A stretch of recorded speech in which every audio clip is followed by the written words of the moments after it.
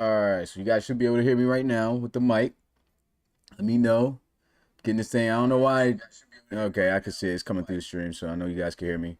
I don't know what's going on with the why this resets every time. I know we haven't streamed in a minute done with a podcast, so just trying to make sure that's all straight. We really don't need to hear the game volume here because I'll be showing you guys all the statistics and stuff we'll be going through. We're going through bowl games, all that. But of course, as always, man, what's good, Relocation Football League fans? It's your boy Smitty back here with a podcast to help pretty much go over the main important key factors of CS7. We're going to be talking about the season, on how it's went. Of course, talking about who shocked us the most this year, who's let us down the most this year, who lived up to what we expected this year. A lot to go off with that. Who's in the playoffs, the bowl games right now, as far as how they look, because those could change up. I didn't even post the top 25 because the top 25 looks so terrible, guys. And that's going to actually be the first thing we're going to go through. And I was livid myself when I saw this top 25. I was like, man, they're already going crazy on the TikTok when I post up the top 25. If I posted this top 25 up on TikTok, boy, I probably had 1,000 messages from college football fans all over the world just going crazy, as they always do. If you don't know what I'm talking about with the TikTok, go check the TikTok out with the RFL page, man. That goes to show you how many people won't read before they post a message. But shout out to the guys that are here. I see we're already starting to build up with the viewers right now, getting close to 30 live. But let's go ahead and dive into the key things that we have to get into. First, we're going to talk about CS7 stuff. Then I'm getting into some RFL news and then a new Patreon package I have coming for you guys to see if you want to take up what's going to be offered coming very soon, actually, for this upcoming month. So, first thing is first is the top 25, y'all. And when I show y'all this top 25, man, I did a little glimpse of it. Y'all going to be like, are you serious, man? I'm very upset with the way that this game has done the top 25, some of the rankings. It's been bad, man. So I love the game, but overall, the rankings and stuff has been kind of trash. And here we go, man. We're diving straight into it, man.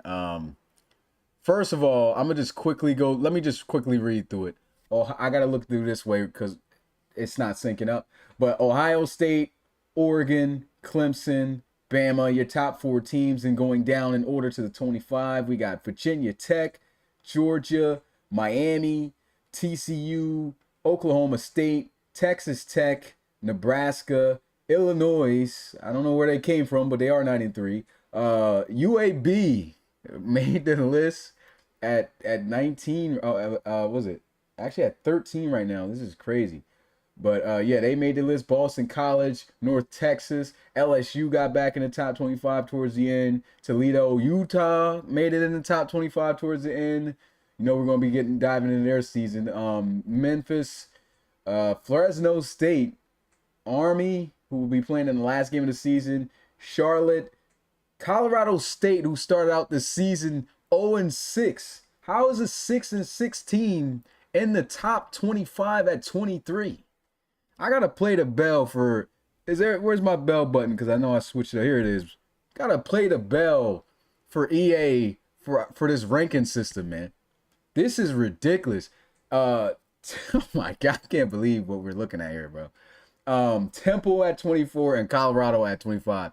What I'm most shocked about, which doesn't make zero sense to me, is how is Penn State and Notre Dame nowhere near on this list? As bro, Penn State was ranked 7th in the country after losing to the number 2 team in the country in Oregon. And they dropped completely out the top 25? That's ridiculous, yo. I can't even, like, that makes no sense at all. I'm hoping that after the Army-Navy game, they just somehow get it together as it should be, but I kind of doubt it. If they're not up here now, that is crazy. Penn State at the very least should be like 14. At the most drop down. You know what I'm saying? Like probably, yeah, like 12 maybe. To be completely out the top 25 after a loss to Oregon, who's undefeated?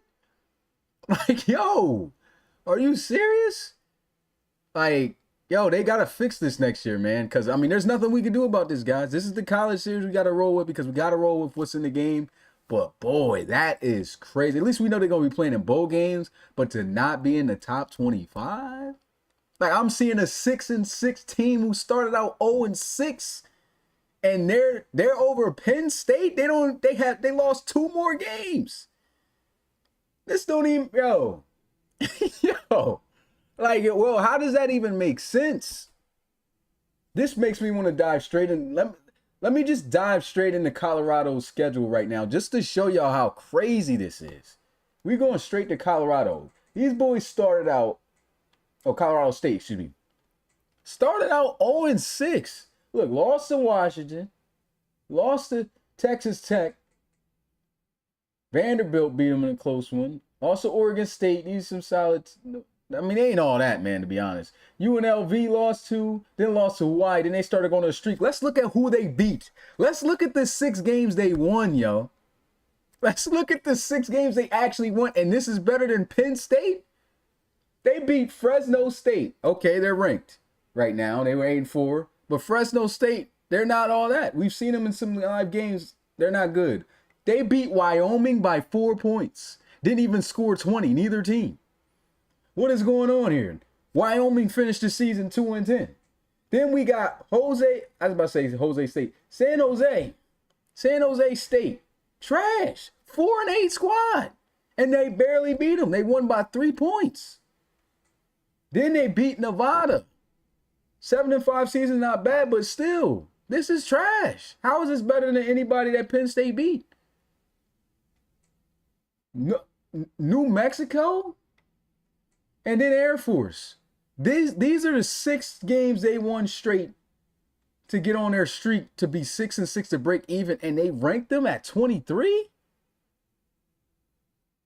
This is awful. I'm sorry. Another bell for EA's ranking system. Like, how is this happening? Like, how is Penn State not in this? I was supposed to dive into teams later, but let me just go straight to Penn State real fast. This is just crazy, yo. I can't. Like, yo, what is going on? Like, what is real life going on right now? Right? This is Penn State. First of all, Wash Nevada. They played them. They blew the doors off them 34-7. Beat the FCS school, we knew that. Beat Akron. Okay, they got that loss to Iowa. Iowa was 6-6. And they not even ranked higher than Colorado State. And, I mean, they beat Penn State. And they won by 6, so lost by 6. Then they got washed and did in by Ohio State. Ohio State did them in that game, 38-20. And look at this. Blew out Rutgers, 33-7. Blew out Indiana, who was ranked at this time, by 30 points. Shut out Michigan State, 31-0.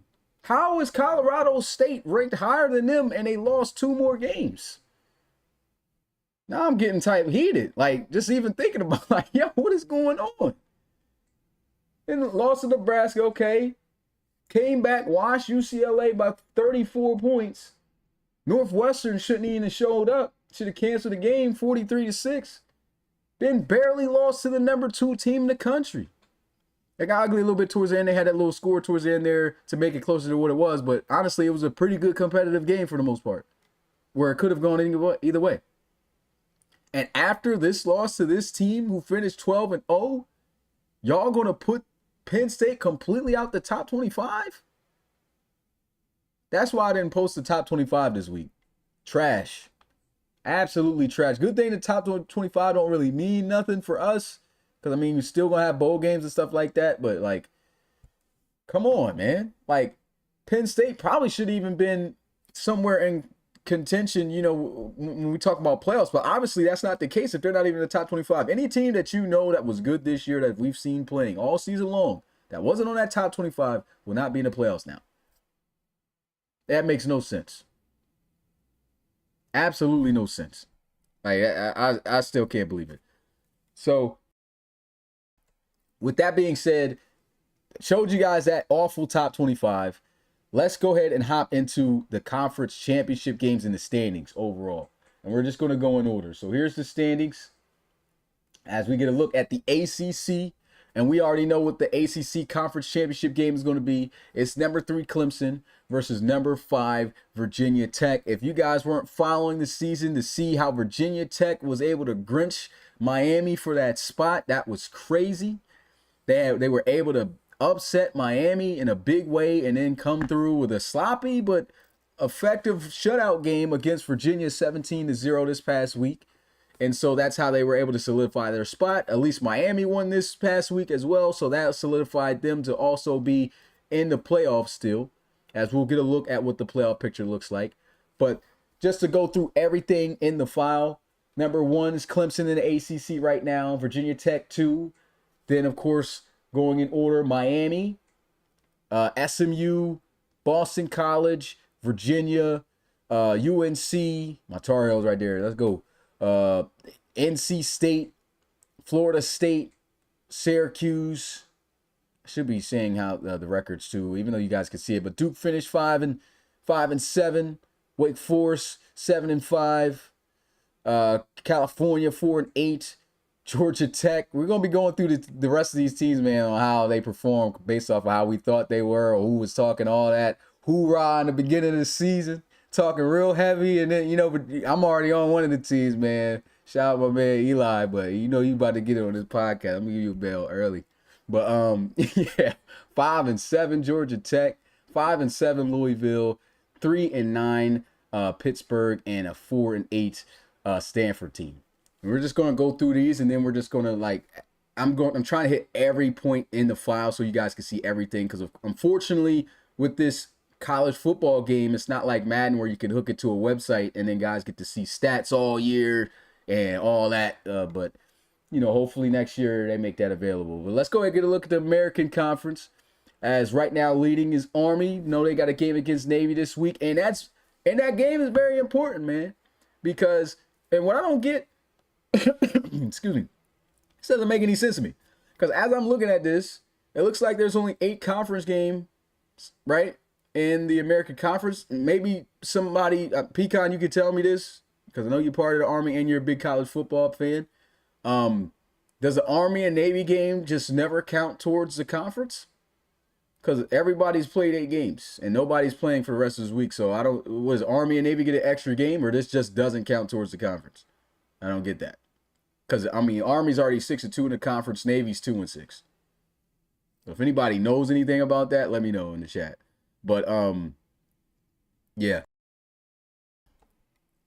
So Army leads the American Conference and will be playing Charlotte in the conference championship game. North Texas was sitting in that spot for a minute, but Charlotte was able to get it done. And I believe that Charlotte beat North Texas, if I'm not mistaken. He said it doesn't count towards the conference, I believe. Okay, yeah, that's what I'm assuming. So yeah, didn't see that coming. Yeah, it's madness that's going on in this file in general. He said, I believe they already announced the Army Navy game doesn't impact their final playoff. ACC state determining who plays in conference. Okay, cool. All right, cool. So now we understand that. So they got that game. It's not an extra game, but last game of the season. So they've already played. So Army is for sure, despite a loss potentially happening against Navy, is going to be in the American Conference Championship game. But at number 2, we got Charlotte. Just outside of that, we've got North Texas finishing 9-3. UAB 9-3 is crazy, man. I guess you could give a little bit of credit to Tennessee losing these guys, a little bit of what Keyshawn was saying, but at the same time, they were playing majority of guys in their conference, which if you look at this competition, records aren't too bad in this conference right now, but it's still not the most competitive conference like that at all. And we'll get to Tennessee, but believe that.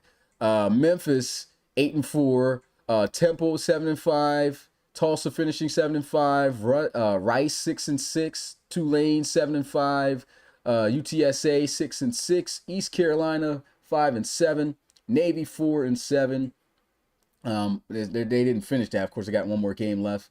Florida Atlantic at 4-8, and USF finishing last in the American Conference at 2-10. So those are the rankings in order in that conference.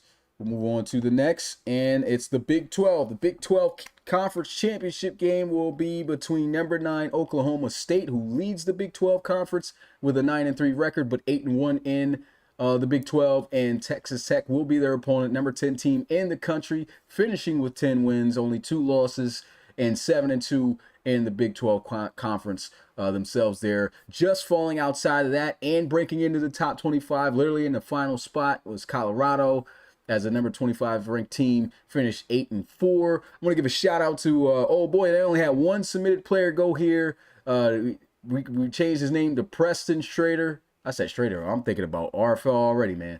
That's how you know the season's coming. Preston Thorne. That's what we changed his name to.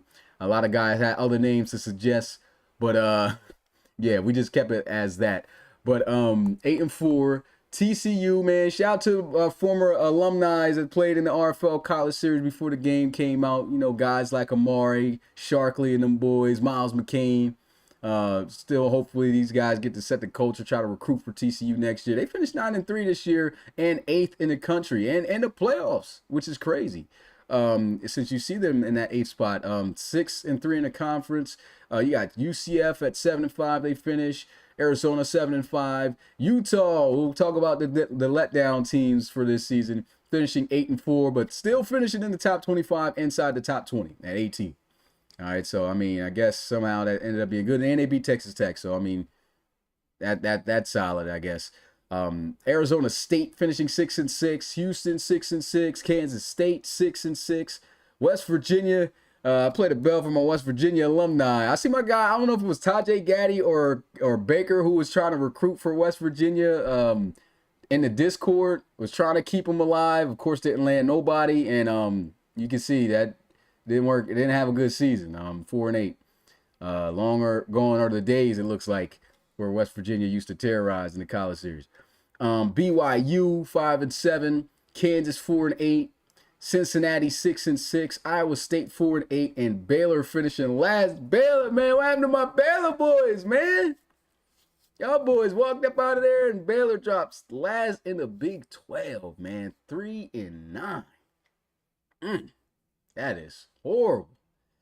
Oh man, they played some tough games, and I don't mean like tough opponents. They just literally were not that good for whatever, and their rating is not even bad. Look at this. 84 overall team, 85 offense, 84 defense. They just couldn't get it together, man. Long gone are the my days. But that's the Big 12. Let's go ahead and hop into the Big 10. This is going to be you already know this is going to be the last conference championship game when we have conference championship week. Because this is literally the last 2 undefeated teams in the entire college series going off against each other in the Big 10 conference championship game, man. 12-0 is number 1 Ohio State and number 2 Oregon. That's just fire. Both of them finishing undefeated. Only one will be undefeated with a bye week going into the playoffs. Who's it going to be? That's definitely going to be a huge game to watch. Y'all don't want to miss that. Of course, I'll be letting you guys know when that will be.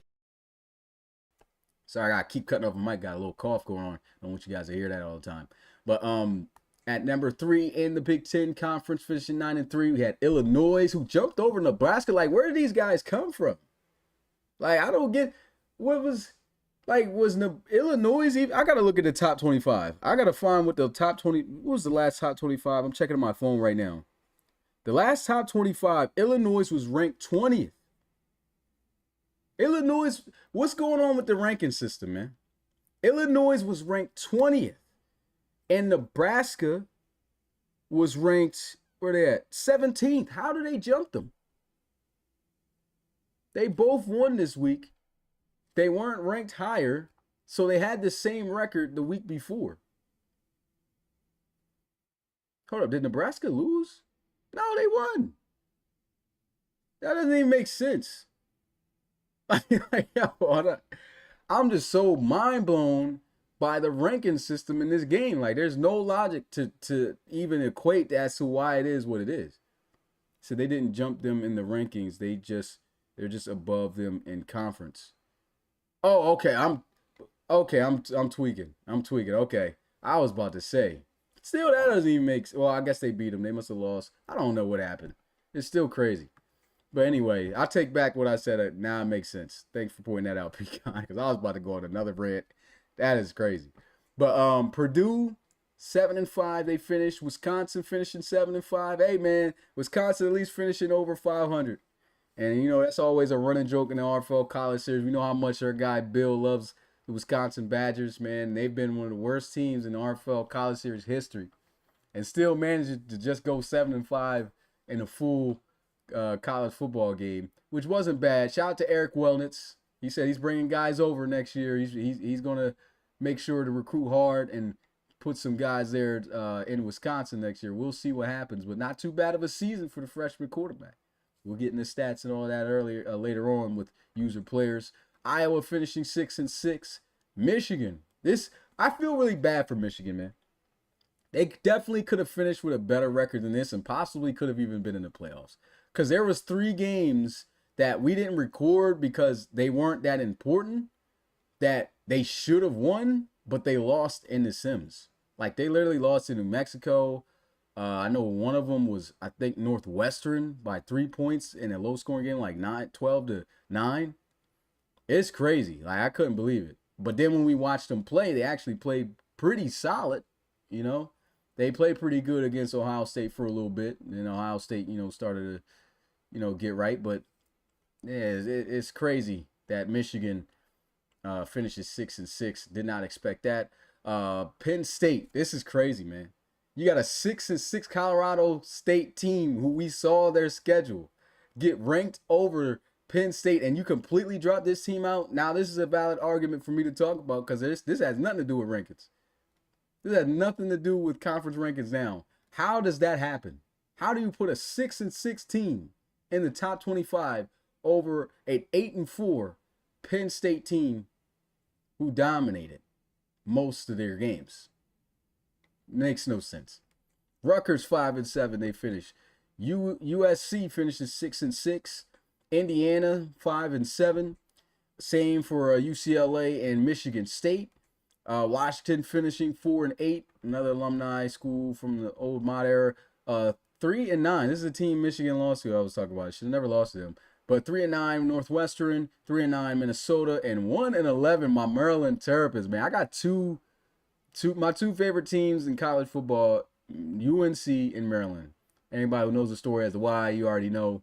But yeah, Maryland, man, awful season. Dead last in the Big Ten. We'll move on to Conference USA. And in the Conference USA, the conference championship will be between an 8-4 Louisiana Tech school. Shout out to C. Beazle. He went to college here, our graphic designer guy. And Middle Tennessee State. So these are going to be the guys squaring off. Obviously, none of the teams in this conference is ranked pretty bad. But not too bad of a season. I mean, 8-4 Louisiana Tech, like I was talking about. 6-6 Middle Tennessee State. At 6-6 Kennesaw State. Dang, Kennesaw State up there in top 3 in the conference. That's crazy. 8-4 Jacksonville State. This was a team that was really getting considered for a playoff spot too. They were doing pretty good. They tied for the best record overall, but still finishing just 4th.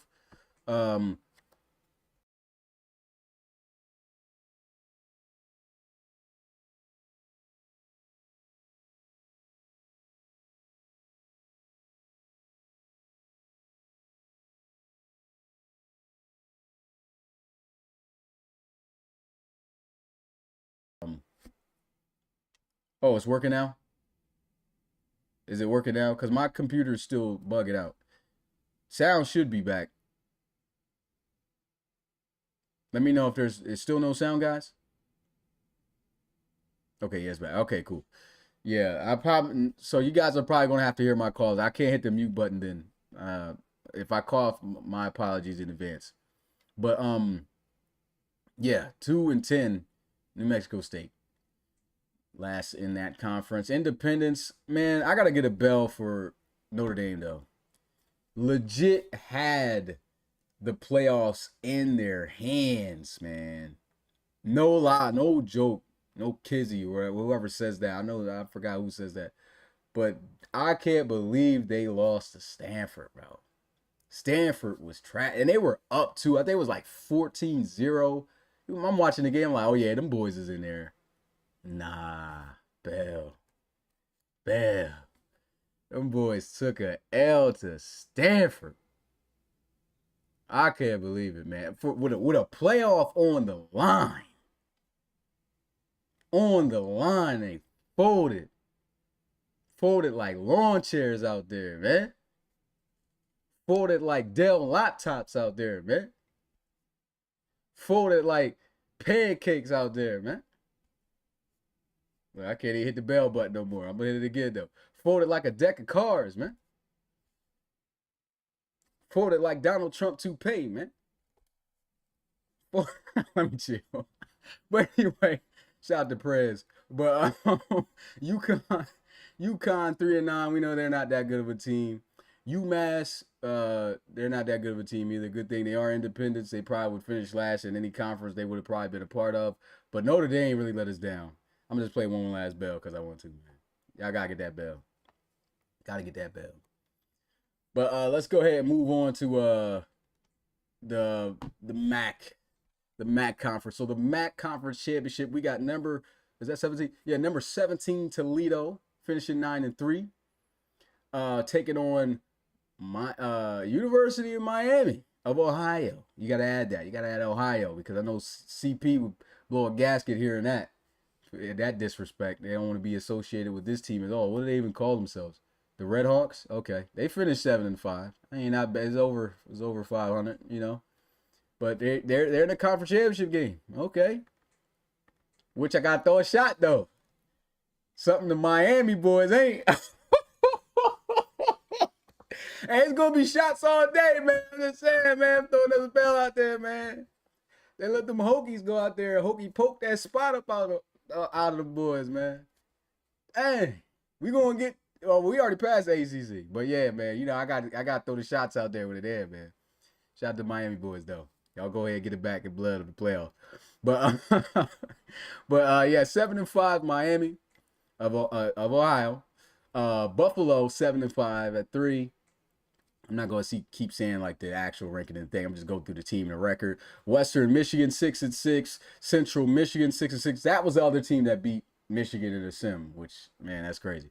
Bowling Green 5-7. Akron 5-7. Eastern Michigan 3-9. Ball State 4-8. Ohio, these the Bobcats right here. 3-9. Kent State 6-6. Man, they were terrible in conference. 2-6. They all the way down here with a 6-6 record. And then Northern Illinois 2-10. So they're dead last in the MAC. All right, we're gonna move on to.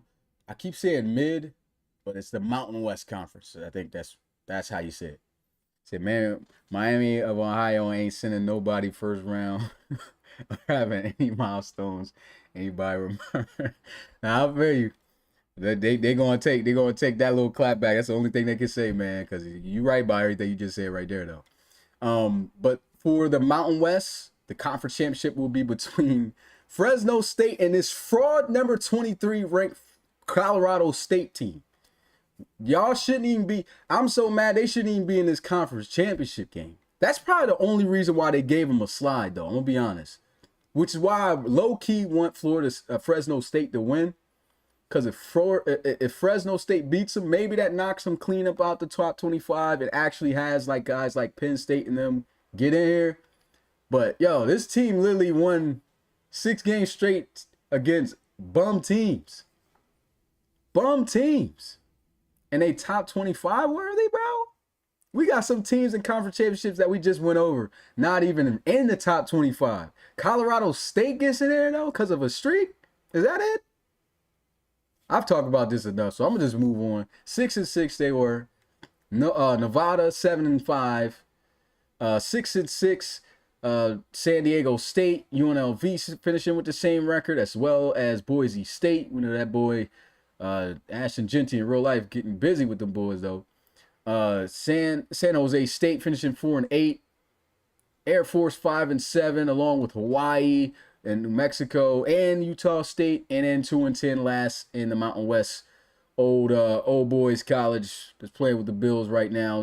Josh Allen, Wyoming, finishing dead last, 2-10. Trash.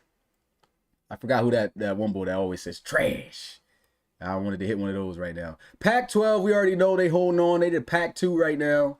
Them boys getting packed up. The good thing about it, though, is both of the teams is playing in bowl games, though. At least they should.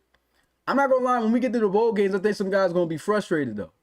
Because I'm pretty sure you're supposed to win at least 6 games to make it to a bowl game, right? Why am I seeing 4-win teams, at least last week, in a bowl game? I'm like, maybe they're not adding up or something. But that's pretty bold to think a team that's been trash all season is guaranteed to win their last 2 games. Right? That's a lot of confidence to have in the last 2 games, them clutching it out after these boys were 4-6. I don't know about that. And then I looked at some of the games of who they thought was going to win. I'm like, yo, you think they're going to win these last 2? You see who they got to play? But we'll go through all that. But both teams finishing 7-5 in the Pac-2, Washington State and Oregon State. We'll move on to the SEC. Sorry, like I said, I can't hit the mute button now, so y'all going to have to hear the call. So whatever come afterwards might be a couple sneezes. But you already know the SEC where it's been at this season, man. The SEC's been where it's at this season, and it's crazy because this has always been the SET. Look, I need to bell myself. What am I talking about? About to say SAT, whatever.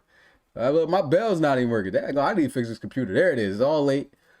But Alabama and Georgia is always the pinnacle of the SEC in the RFL College Series. This started all the way back when we first finally put conference championship games in College Series 2. Because in College Series 1, we weren't really that adapt to college football like that. So it was just like whoever had the best record in the conference, we just had them be the conference winners. I think they used to do that way back in the day in college football. But anybody remember CS2? I see my boy Jacob McCall here. He's part of that team. Legendary defensive tackle. You know he's going to have his jersey retired at Alabama someday. That's at Alabama, at Georgia someday. Jermaine Taylor. These guys played 3 times in one season. Could that be the case this year, though? Could that actually happen here? Because they played already, and Georgia beat Alabama. That's the only team to beat Georgia this year. To beat Alabama, this year. Alabama's finishing currently right now, number 1 in the SEC with an 11-1 record. And they will be facing, as Alabama's number 4, they'll be facing the number 6th ranked Georgia Bulldogs. And this is a team that had to claw their way up because at the start of the season, these dudes wasn't even ranked. Georgia wasn't even ranked, man, because we had to send them a couple years in the future. And when we send this couple years in the future, Georgia must have been trash. I think they was like 2-10, something like that. I'm like, how does Georgia do that? And that was a year after the real life team that's playing now. So they messed it up bad, but hey, the new squad came in and got it done. Excuse me. The new squad came in and got it done, man. And shout out to that boy Jonathan Wilson, because he went crazy too. That last game, he had a crazy spin move, put a dude in a fruit blender, something crazy for a touchdown. And they went off their last game, dominated a 41-10. Forgot who they played, but he got the job done. Dude was balling. But had to rant a little bit on that. I got to play the bell, though, for number 3 right here, though. Had the destiny in their hands. And just like Notre Dame fumbled the opportunity to play in the SEC championship game, is Tennessee. I'm going to play the bell again. Tennessee had to just beat Vanderbilt. And Vanderbilt came off a good upset win the week before. So they were pumped up coming to this. But boy, another bell. How you lose to Vanderbilt 42-24. Let me reiterate that.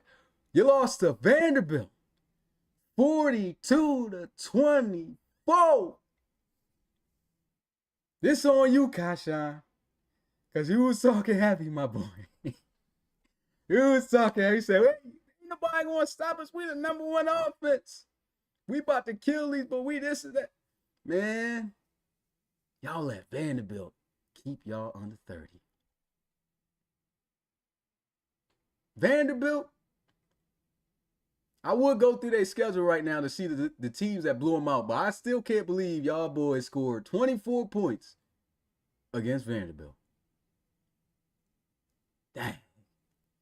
That's crazy, man. That's wild. But anyway, they finished 8-4.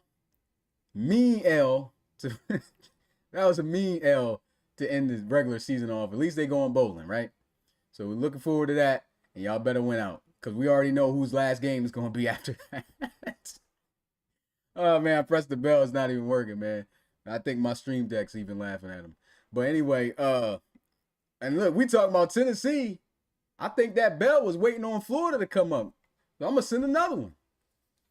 How about the Florida Gators, man? Hey, they beat the allegations like KC was saying. I said they were going to finish 6-6. You know what, though? They were better. They finished 7-5. 7-5. So much more better than 6-6.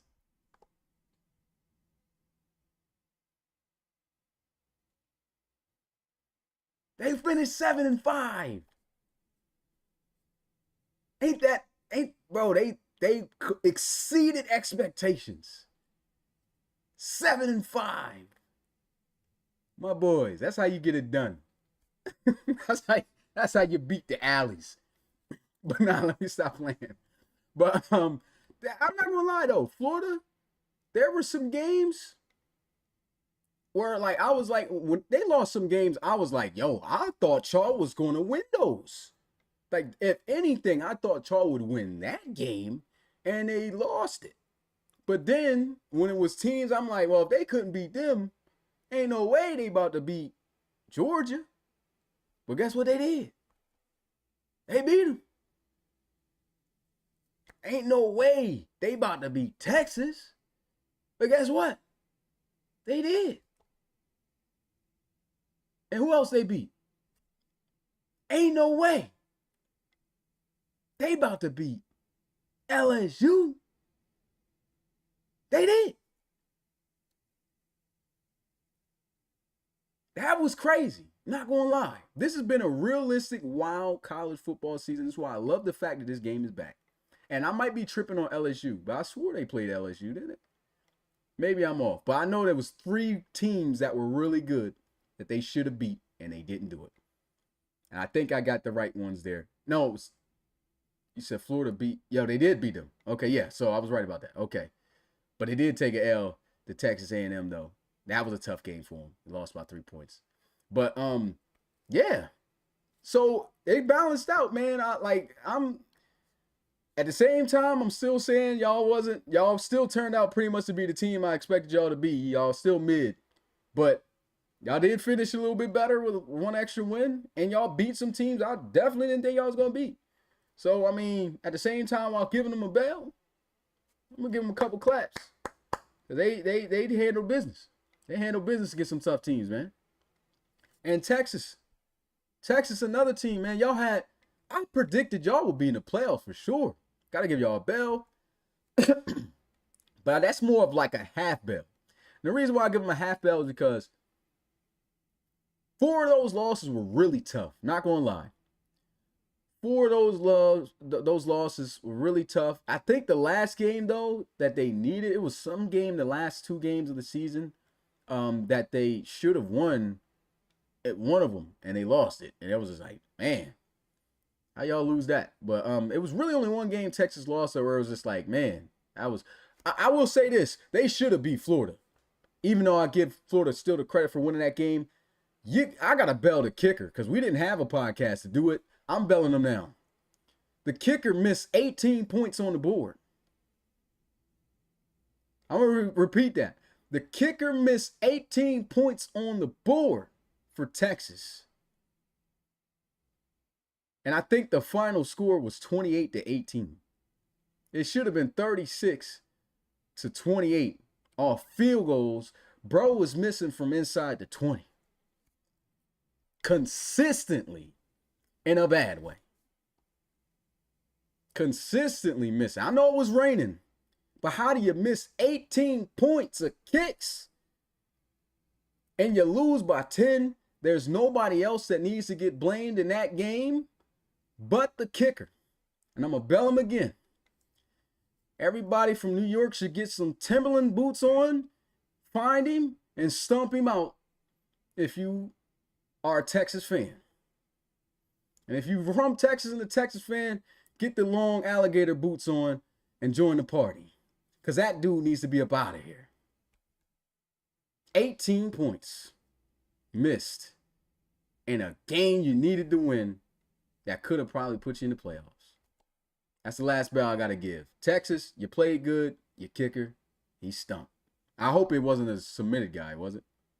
Because I'm saying all this and I'm forgetting. I don't know if it was a submitted guy. Well, hopefully, if it is a submitted guy, you better start upgrading him and do better next season. That's all I can say. But now going through the order, this is why I said it's going to be so much more that I'm going to be talking about in the SEC because there was so many teams in this conference that like we just talked about before the season and throughout the season through Discord. Kentucky, I'm going to get him a bell.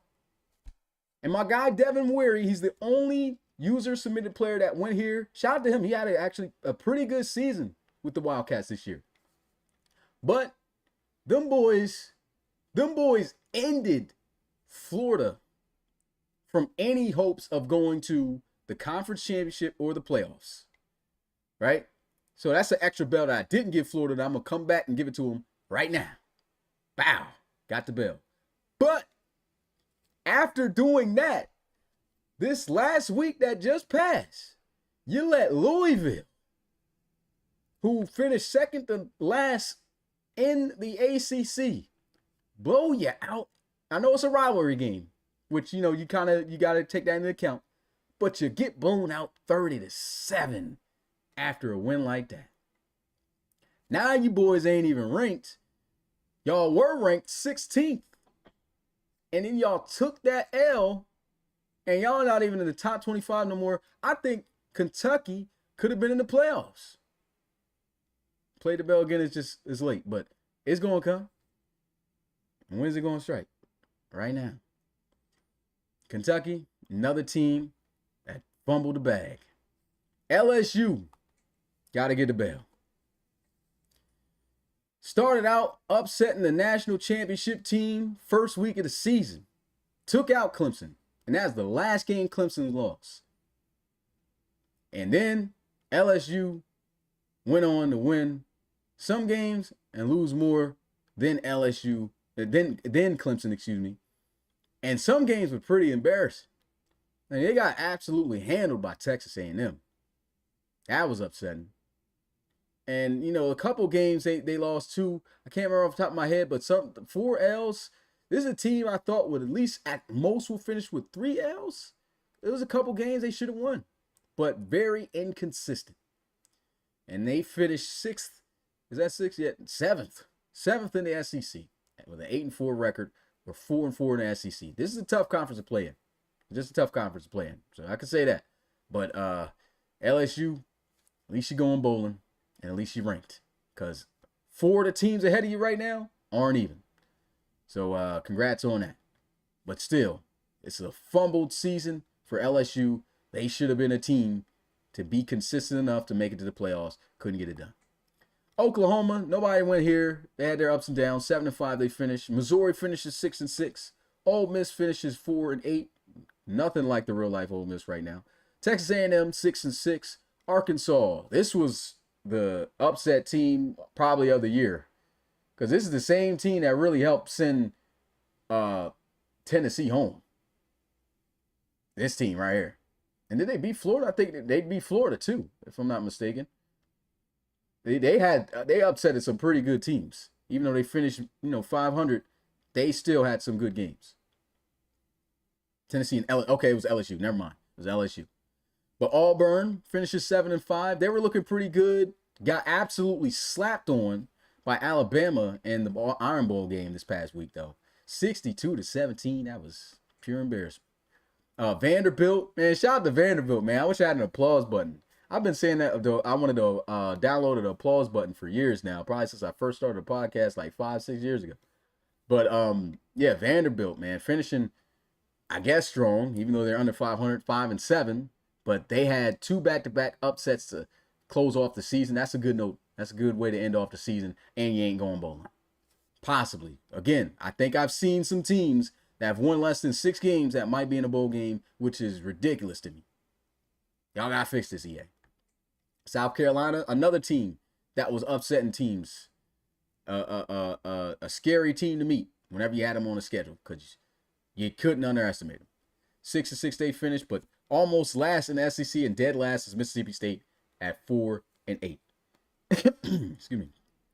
And then we get to the last conference and the conference championship. I'm sure nobody's going to care about watching this much, but Old Dominion taking on Troy. The records don't look too bad, though. 8-4, 7-5.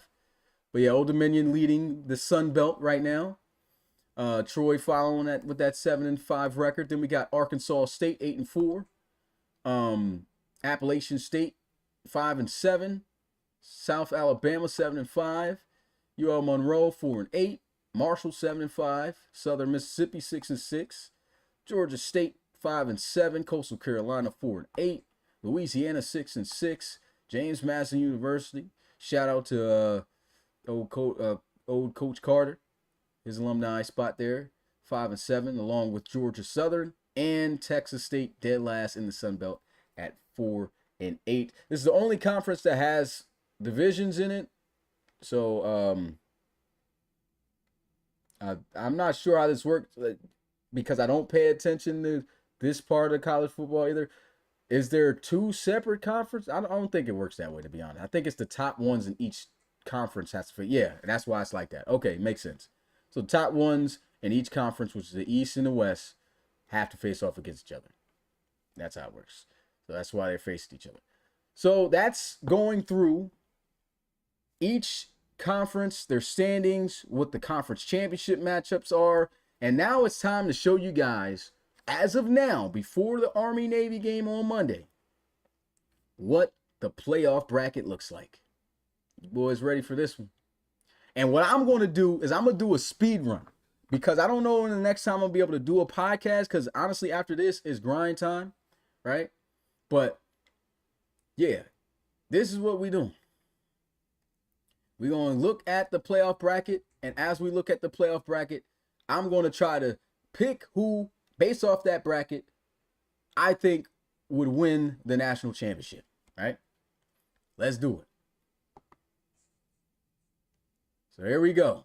The official bracket right now. These are the games. And this just looks... No Penn State. Penn State needs to be in here, man. I mean, these teams aren't bad. Toledo, we knew we were going to have at least one team that's just like, oh, it's track. Because everybody's going to get a shot. Somebody from a non-Power 4 conference going to get in there. Toledo ends up being the squad. I mean, 9-3. Not a bad season. They're ranked. Whatever. They're going to get blown out by Oregon in the first round. If this all stays...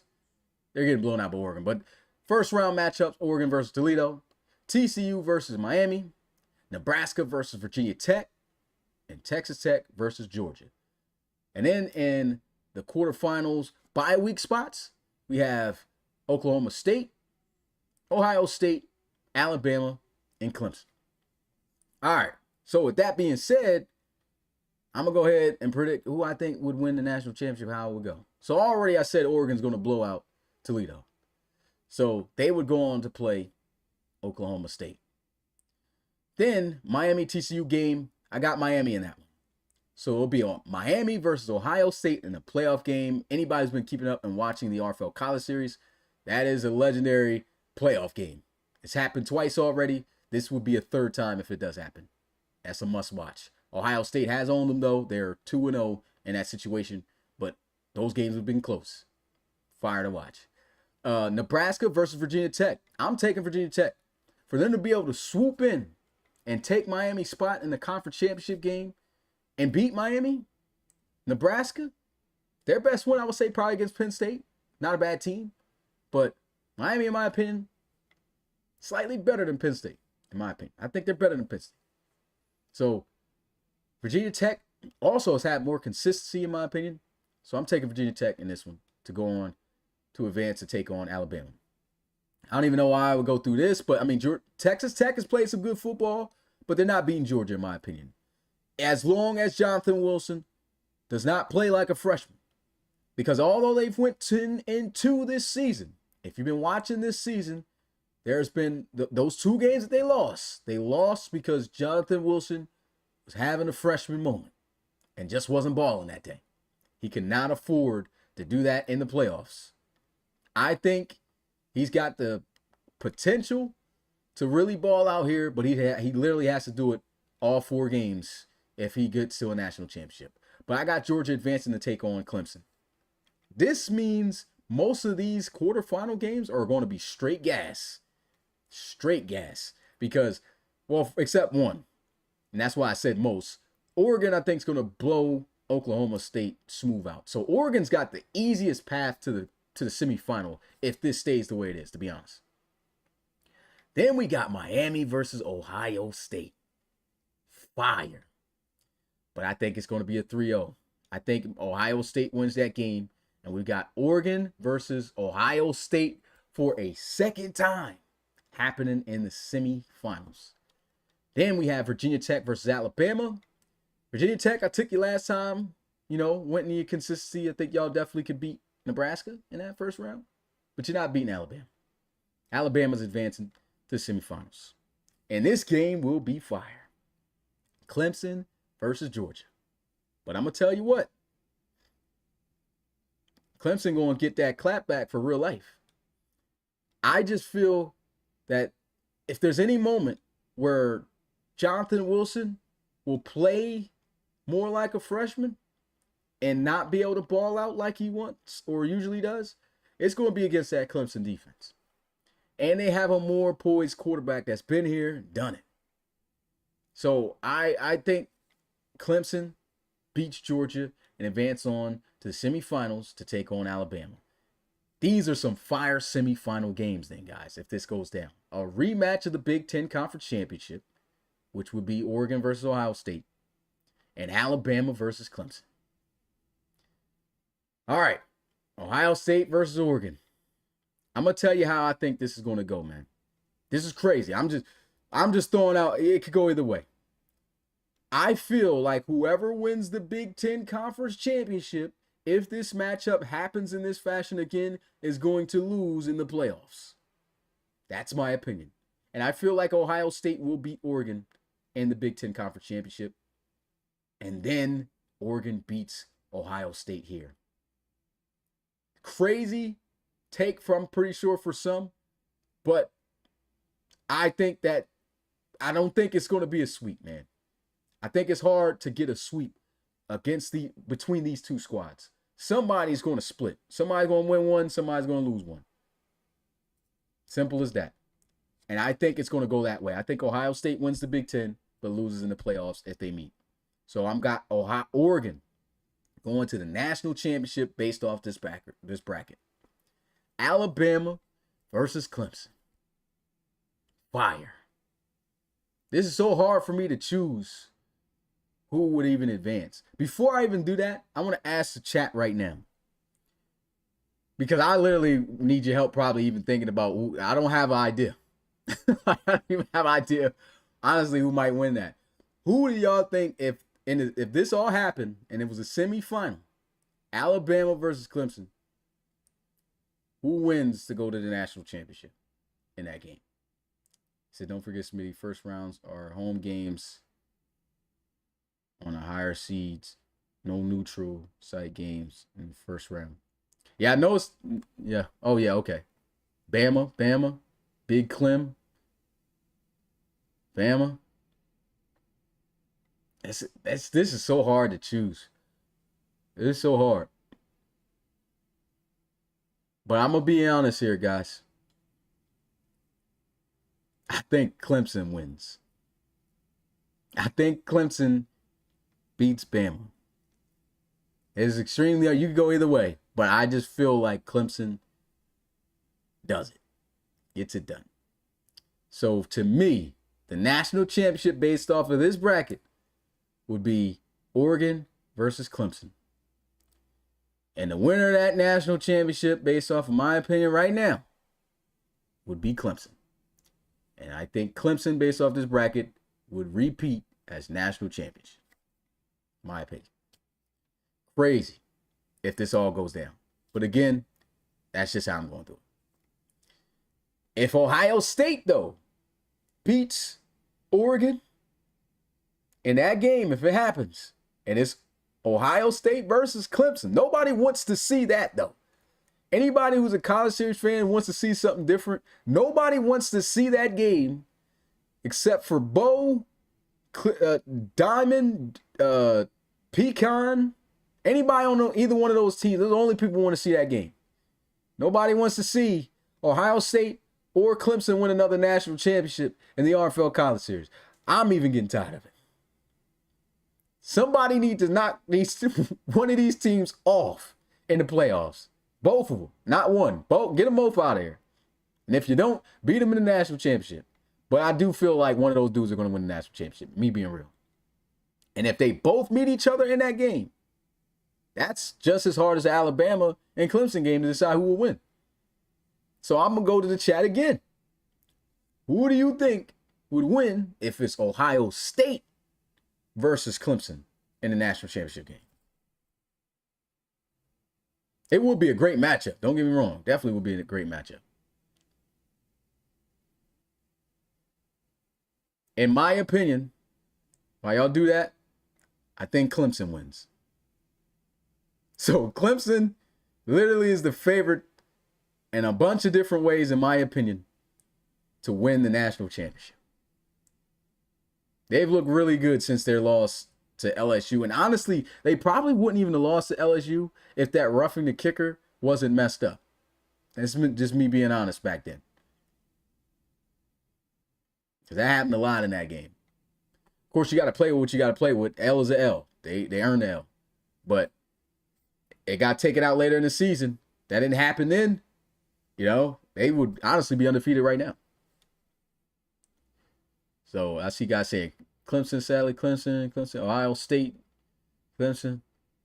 Yeah, I can't wait to see how the playoffs going to go, boys. I'm telling you, I'm fired up. I'm fired up to see how that's going to go. But with that being said, let's move on to the next topic. Next topic, after watching the bracket and giving those predictions, let's look at the current bowl games. There's 42 bowl games. Of course, out of the 42, 34 of them, not 34, but 4 of them out of the 42 are the playoff games from the first round, which we just went over. But let's look at what we got right now. Old Dominion versus Boston College in the Birmingham Bowl. Okay, not too much of a big game there. I think Boston College wins this. I'm going to just go quickly through it because it is 42 games, guys. So I'll try to skim through what the matchups are and who I think would win. Troy versus Miami University of Ohio in the Camellia Bowl. Honestly, this could go either way. Not even, honestly, I'll go with Troy. We'll go with Troy. That could go either way. Military Bowl, we got Army and Virginia. That should be a pretty good game. I think Army wins that game, though. I'll just say Army wins the game. Going with that. First Responders Bowl, Charlotte versus Arkansas State. I got Charlotte. Charlotte's been looking pretty good in the actual games that we watched. North Texas versus Arizona in the Liberty Bowl. This is a bowl game we've had even during the mod era. And I'm honestly going to go with North Texas. I think North Texas looked better than Arizona in sim games that we've done. Boom. Holiday Bowl. Got my squad, UNC. North Carolina taking on Purdue. This is a good game because North Carolina on sims have looked good. I think they probably would have won more games if all their games were simmed, of course. But Purdue actually came pretty close to beating Ohio State. And so for that reason, I'm going to take Purdue in the Holiday Bowl. I hate to do it, but just being a realist. All right, we got the Texas Bowl. Florida and UCF. I think Florida ends out on a good note, man. I think they beat UCF in this game. If it happens. Again, these are, I think they most likely are locked, but I'm not sure. We'll see what happens after, you know, if rankings flip around after the conference championship game and after the Army-Navy game. We'll see. All right, the Guaranteed Rate Bowl. Got Utah taking on Air Force. This is unfair, in my opinion. This is very unfair. I think this is a blowout easy. But again, can we really say that with how we saw Utah moving this year, man? They lost all of their games. Most of all their games they lost, they shouldn't have lost. So if they lose to Air Force, I'm giving y'all the biggest bell of the year probably. But I got Utah winning that bowl game. Okay, NC State versus UAB. NC State been inconsistent. UAB has pulled off some upsets, but for the love of the game, for the realism, NC State, y'all better beat the dog out of UAB. Y'all lose to UAB, sad. UAB, in my opinion, they aren't this good. They aren't this good. They got saved with a couple, but they have won some sims. So I mean, I can't kick it too bad. But I think North Carolina State beats them. So I'm going with them in the Fenway Bowl. Bahamas Bowl, Appalachian State taking on LA Tech. I'm going to just go with LA Tech, just off the record, how they flowing. I think they beat them. We already went through the first round right there, Nebraska versus Virginia Tech, when I went through the bracket. New Mexico Bowl, Middle Tennessee State versus Fresno State. I'm going with Fresno State. Middle Tennessee State, I think they're really trash in real life and even in this stage in the game. So I think that's an L. That's a playoff game right there about TCU Miami. Buffalo versus South Alabama. That's tough. 68 Ventures Bowl. I'm going to go with Buffalo. Just choosing one. I think Buffalo wins. We'll go with Buffalo. Cure Bowl. Western Michigan versus UL Monroe. Going with Western Michigan. And here go the frauds in the LA Bowl. And I think Iowa's going to stomp on them. So I got Iowa in the LA Bowl beating Colorado State. Even though they're both 6-6, I think Iowa could have been better than this. They had some games too that could have went either way. Well, that got simmed though. They took an unfortunate L. That Smitty choosing based off logo. Just about at the point almost. What's this? Frisco Bowl. Yeah, Frisco Bowl. We got Marshall versus Memphis. Pretty good. I got Memphis though in that one because I like the Tiger logo, like CP saying. It's like, nah. But I really got Memphis. I think they beat Marshall. Playoff game there. Another playoff game. Penn State versus Arizona State. Just disrespect to even put them in this bowl game against Arizona State. Penn State, y'all better beat the crap out of the Sun Devils, man. Beat them back down into the ground. Make them Christians. Penn State wins this by a landslide, I should say. But then again, I'm not going to say that because I'm not going to say landslide. I think Penn State definitely wins, but Arizona State did pull off an upset. I can't remember which. Oh, yeah, it was Colorado. They beat Colorado and kind of messed up their chances to play in the conference championship game. So don't sleep on Arizona State. But they're going to take an L. Myrtle Beach Bowl, Southern Miss versus Central Michigan. Going Central Michigan since they beat Michigan, but that was in a sim. I don't know. Both those teams are trash, but we'll see what happens. Boca, what was it? Raton? Boca Raton? Boca Raton. The BR Bowl. That's where we're going. The BR Bowl. Might as well call it the Bathroom Bowl because both of these teams crap. It's like, nah. And Florida State versus Temple. After I seen Temple play one sim game, they look bad. I think Florida State actually wins this. Raton? Boca Raton? Okay, Boca Raton. Going with that. But yeah, Florida State, there you go. Finishing on a good note, Eric. Beating Temple. How's Temple even ranked? It's crazy. Famous Idaho Potato Bowl. I said, yeah, it is Idaho Potato Bowl. Okay. Both of these teams aren't good. I'm going with Nevada over Georgia State. Northern. I said Northern. Bail myself. New Orleans. New Orleans Bowl. It's Kennesaw State versus Coastal Carolina. Coastal Carolina is trash record-wise at 4-8, but I got them beating Kennesaw State. Think they are a better team, probably just a tougher schedule. But, oh, yeah, and that's what I'm talking about. Glad you pointed out. 4-8 team. How are they in this bowl game? They better be out of here come next week. As soon as the regular game, as soon as the last game of the regular season is over between Army and Navy, I better not see a 4 or 5 win team in a bowl game when there's six win teams out here that's not playing in anything. Like, what is going on in this game? Terrible. Detroit Bowl. You got Michigan. How ironic is that? Take it on Bowling Green. I got Michigan. I think they're going to dog Bowling Green in that game too. Armed Forces Bowl. Louisiana versus San Diego State. I'm going to go San Diego State. I think they got a broken playbook with a play that's almost scored, unless they fix that, but it's like scores almost automatically. So I'm going to just take them for that. Good thing we didn't record many of those games. They probably would have had a couple upsets this year. Independence Bowl. Rutgers versus Houston. I think that's a pretty good game. And I'm going to take, let's take Rutgers. Take Rutgers in that one. What is this? Gasparilla Bowl. Okay. Kansas State versus Syracuse. It's crazy. Syracuse had the toughest schedule, in my opinion, in the RFL College Series this year. And they still finished almost 6-6. But again, the team that hasn't even got 6 wins playing this game. But if there is a team that did not win 6 games that deserves to play in a bowl game based off how they bounce back, I'll give it to Syracuse. And I got Kansas State beating them though. Kansas State beats them in that, in my opinion. All right, Hawaii Bowl. James Madison University versus UNLV. Let's go JMU. Pop-Tarts Bowl. And shout out to that bowl, man. That mascot they had in real life, pretty fire. But SMU versus West Virginia. I got SMU in that one. They were formerly ranked. And I think they're a pretty good team. They can beat West Virginia. West Virginia's looked awful in some games.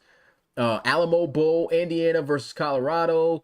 I got Colorado beating Indiana. So freshman Preston Thorne getting it done. Think they beat him.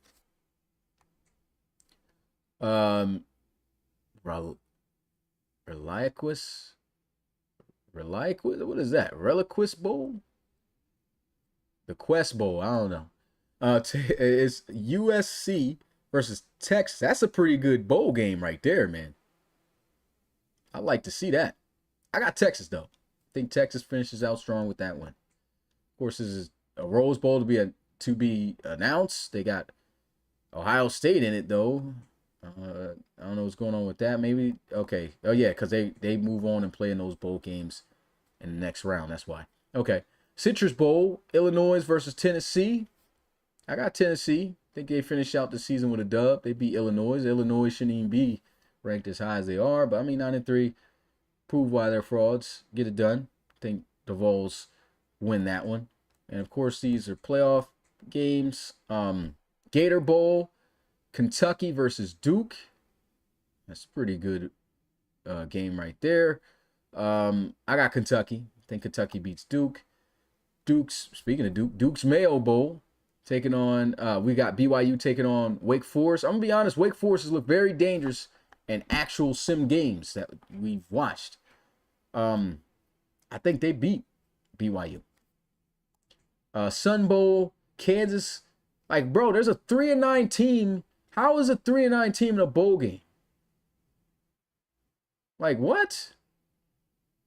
How is a 3-9 Eastern Michigan team taking a spot of a 6-win team that's not on this list? And then Kansas 4-8. Like, what is going on?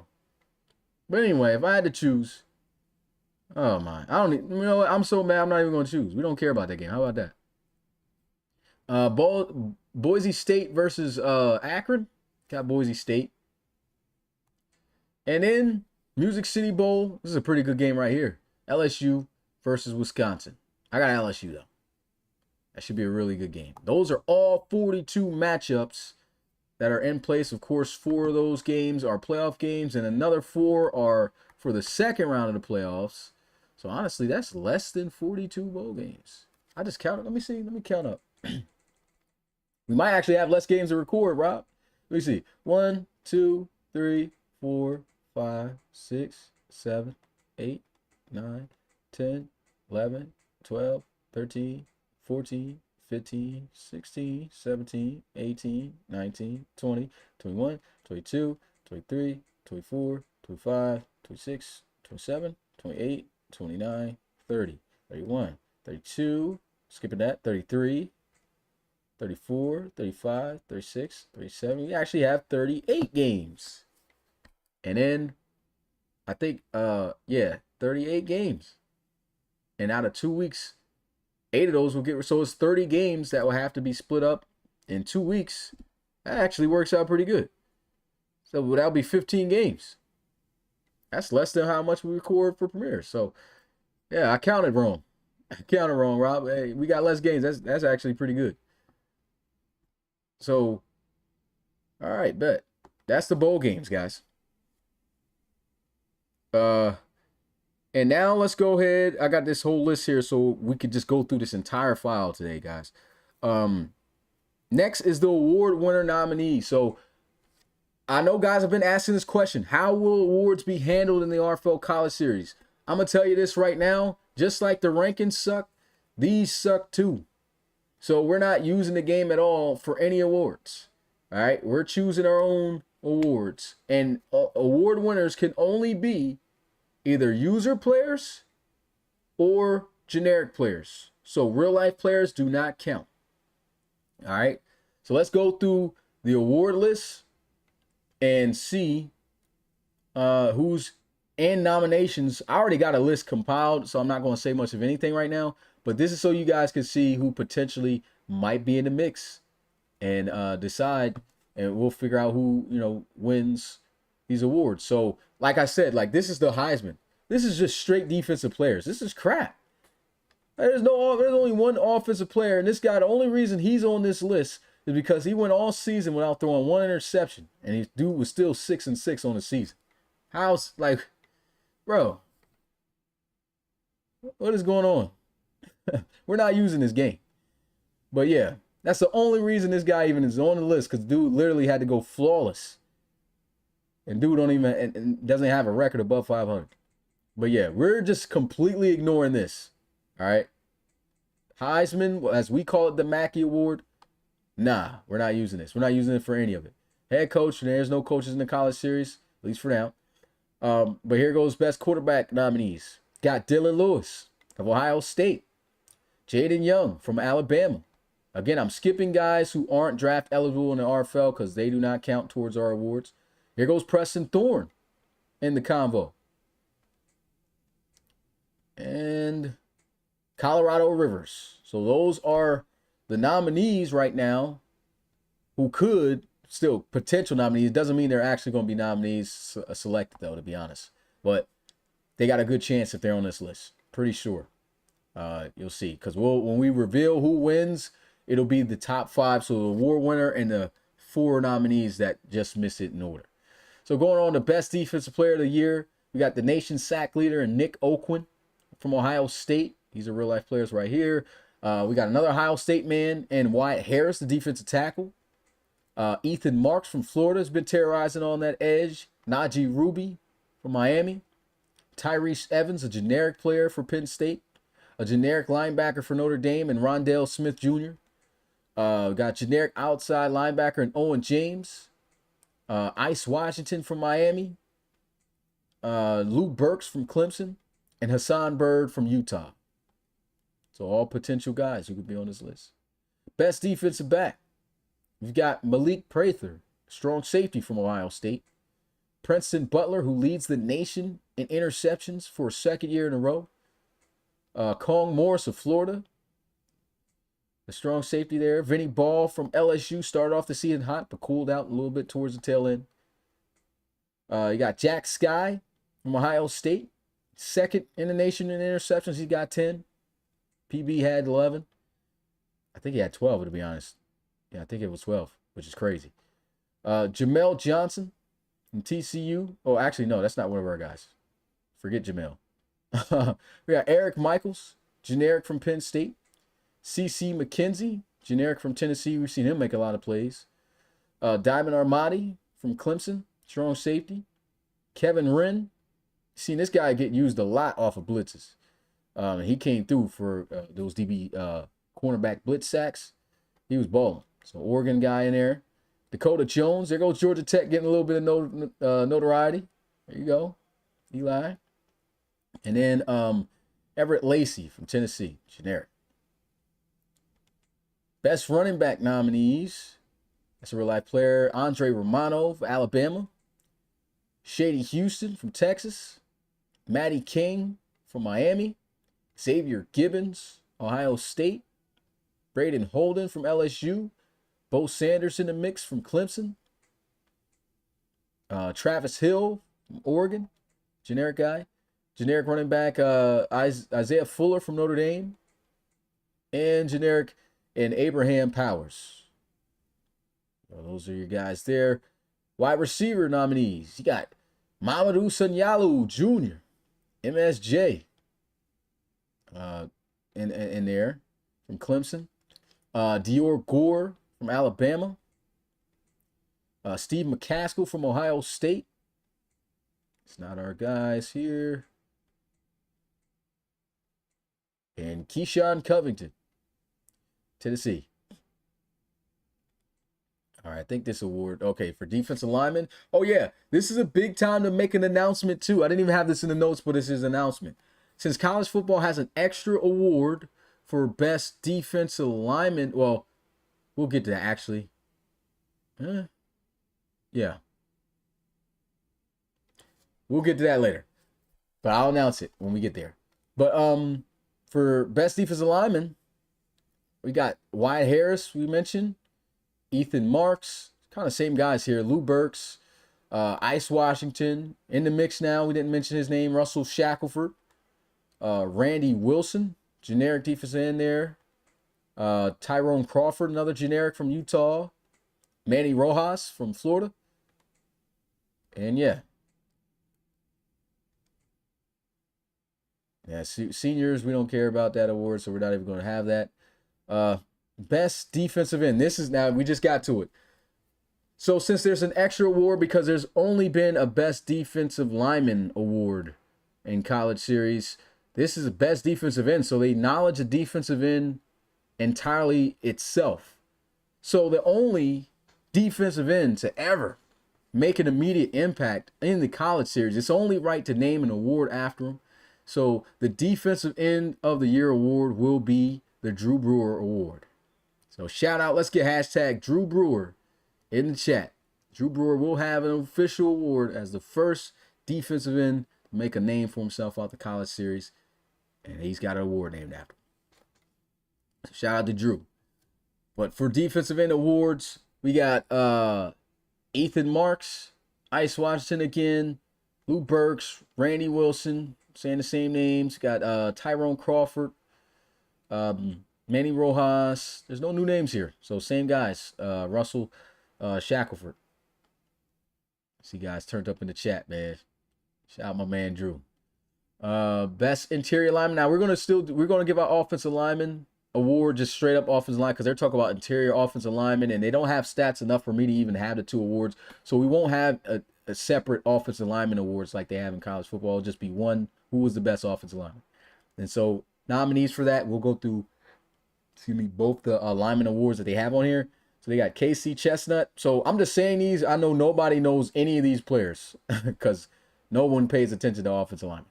But just saying the names out there because you never know who's going to be big name, big time guy in the future for the RFL draft.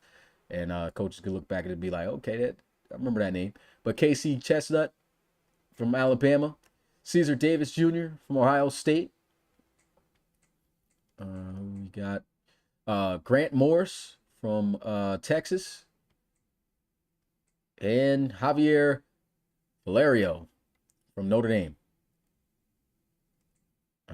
Let's go to tight ends before we get the other offensive linemen that could be nominated. But best tight end award right now, we got Arturo Flores from Ohio State.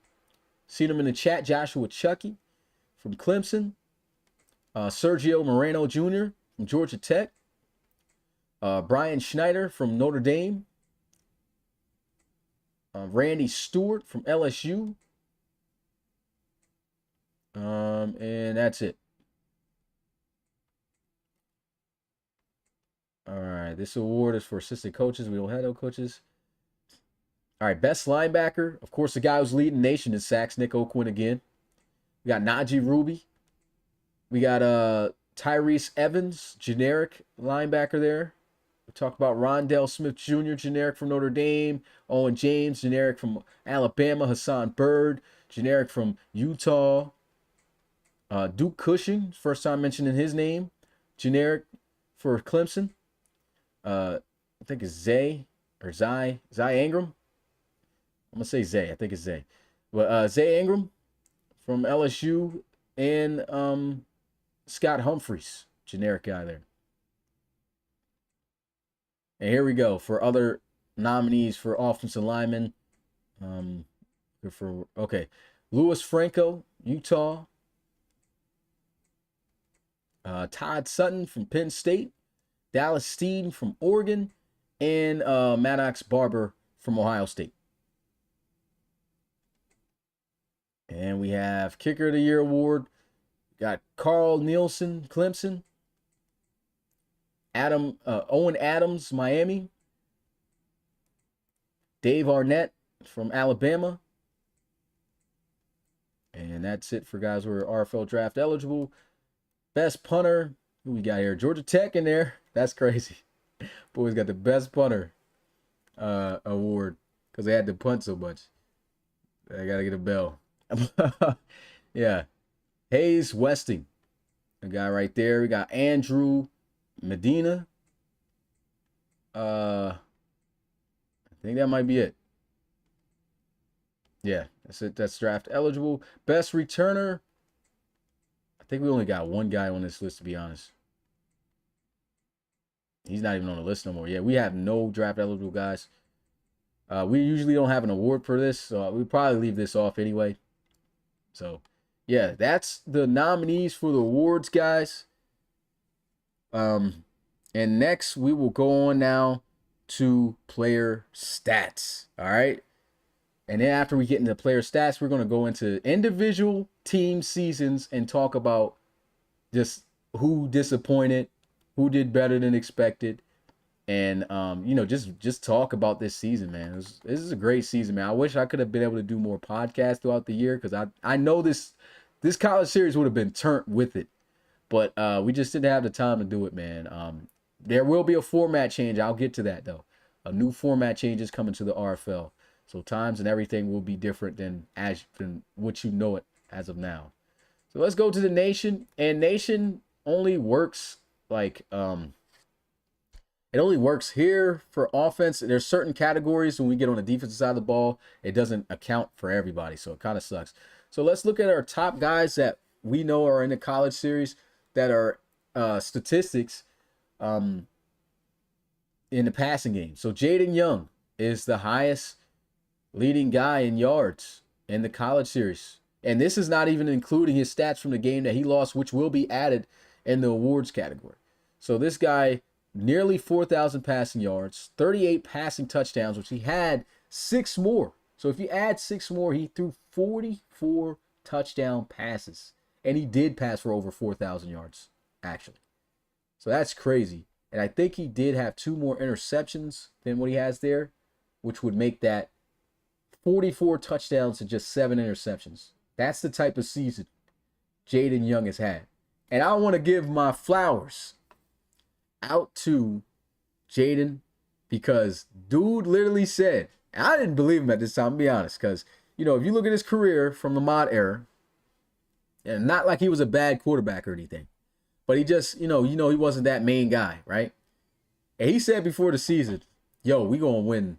I'm going to win the Heisman, which is the Mackey, and I'm going to lead the team to a national championship. And literally right now, he's just about doing all of that. Only one he can't get to, there's nothing he can't get to. And unless he gets eliminated in the playoffs.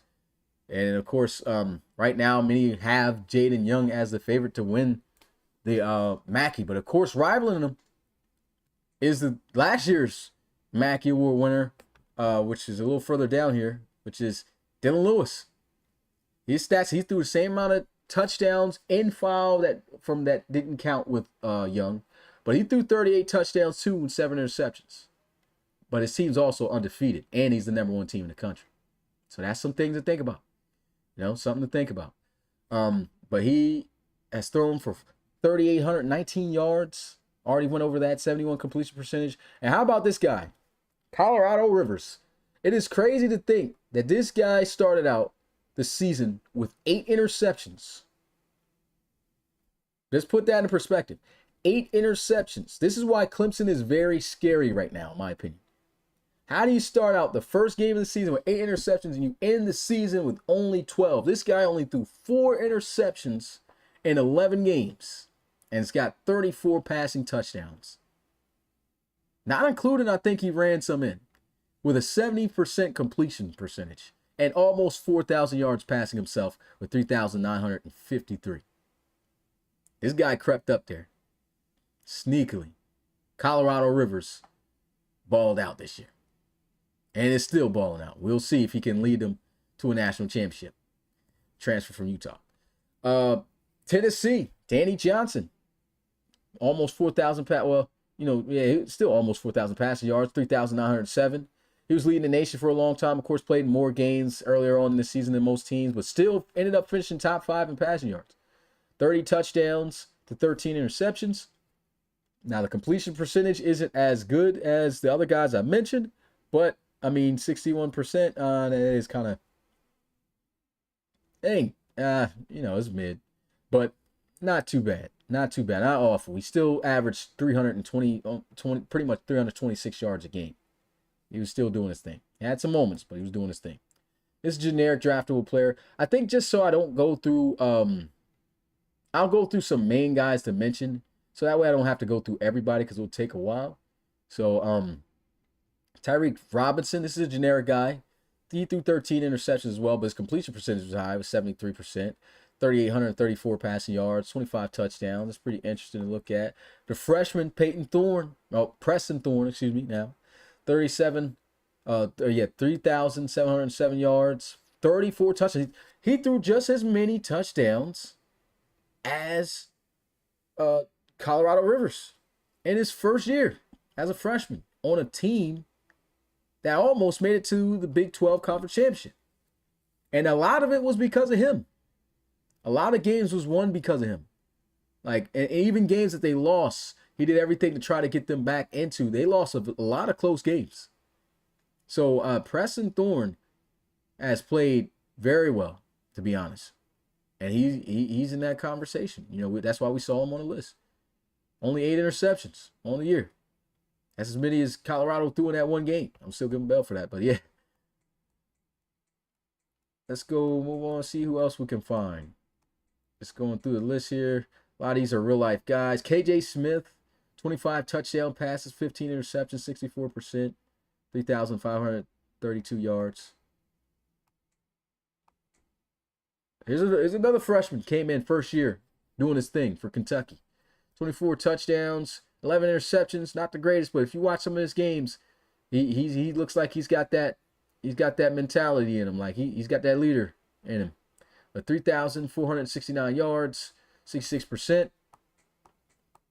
Try to point out some other guys we know. Tony Oliveira, 25 touchdowns, 15 interceptions though. So those picks was up there, man. 3,399 passing yards for him.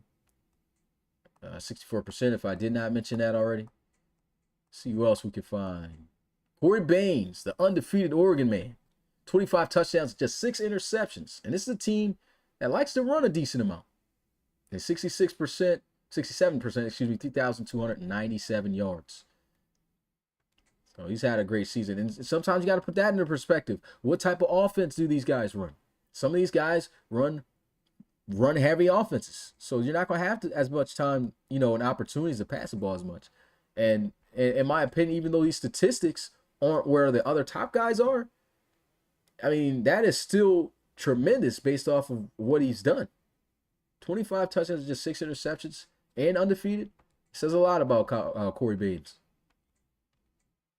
Eric Welnitz, 20 touchdowns. He had 8 interceptions. Another true freshman who was able to lead his team to a above 500 season. 3,247 yards for him. 73% too.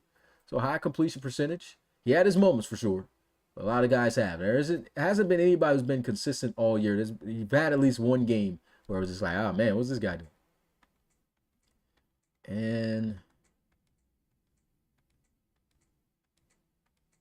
Nyshawn Miller, man, this is tough, but he was mainly getting it done on the ground. I know he's got more rushing touchdowns, probably like 5 of those, 6, maybe. But so you gotta look at his stats kind of like Cam Newton, like how you would look at him, right? Cam Newton, he ain't gonna have the best passing percentage. He's actually got a pretty decent percentage here, 71%. That's actually pretty good. But man, 15 interceptions. This was rough. But we know why he was throwing those picks. Dude got the noodle arm. And they played the bell for that, man, because that arm strength was top buns. But 19 touchdowns, 15 interceptions, 3,148. He's been working on the arm, though. He's up there a little bit. Definitely needs to keep working on it, though. C.J. Johnson here. Again, this is a similar situation to what I was just talking about with Oregon. They kind of run almost like the same off, but Penn State loves to run the ball.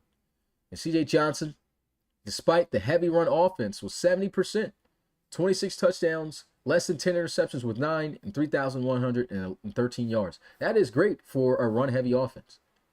That is great. Like, just because he's down here does not mean he had a great season. That's a great season for what they run. He would wish he could have got that upset on Oregon. But, hey, man, great season. And still going on. If you haven't seen KC yet, man, got to play the bell for my guy. Oh, man, KC, where you at, dog?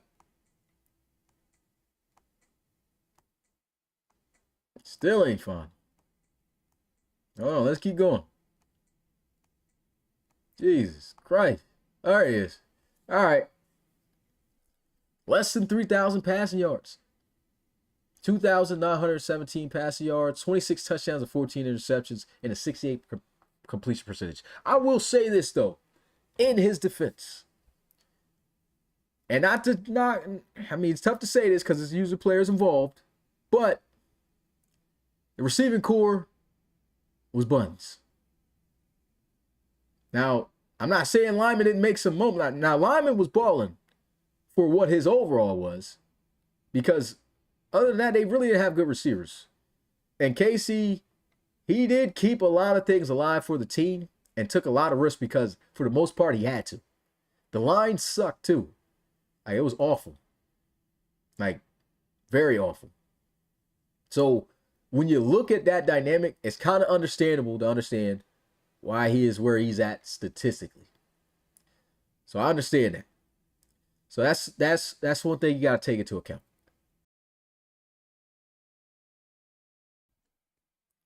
Yeah, hold up. I'll be right back, guys. I got to be right back. Got to have something. I'll be back in a few seconds.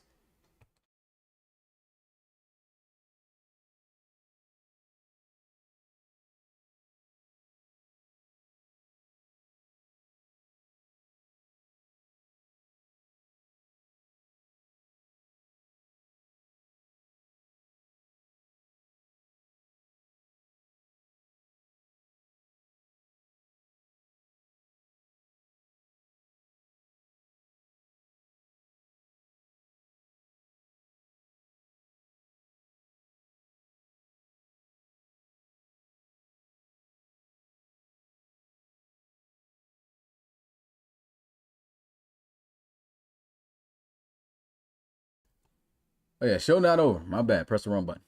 But, yeah, I had to go ahead and take an exit real quick, bro. I had to blow the nostrils real fast, man. Nostrils out here going crazy. But, yeah, I don't want y'all to hear all that. Oh, man, but anyway. Yeah, KC, understandable. But I think that's the last guy. I think, oh, yeah, Malik Jones. Malik Jones only threw 5 interceptions for Notre Dame. That's impressive. But, again, they folded, man. I do got to get the bell for my guy who I seen in here, though. Brian Schneider. We know he's a great tight end. But, man, he fumbled 2 of their games, man. Really bad. Had the case of the dropsies real bad. And then when they were about to beat Stanford, or take the lead, which probably would have put the momentum in forth for them to win. He gets hit inside the 10-yard line and fumbles.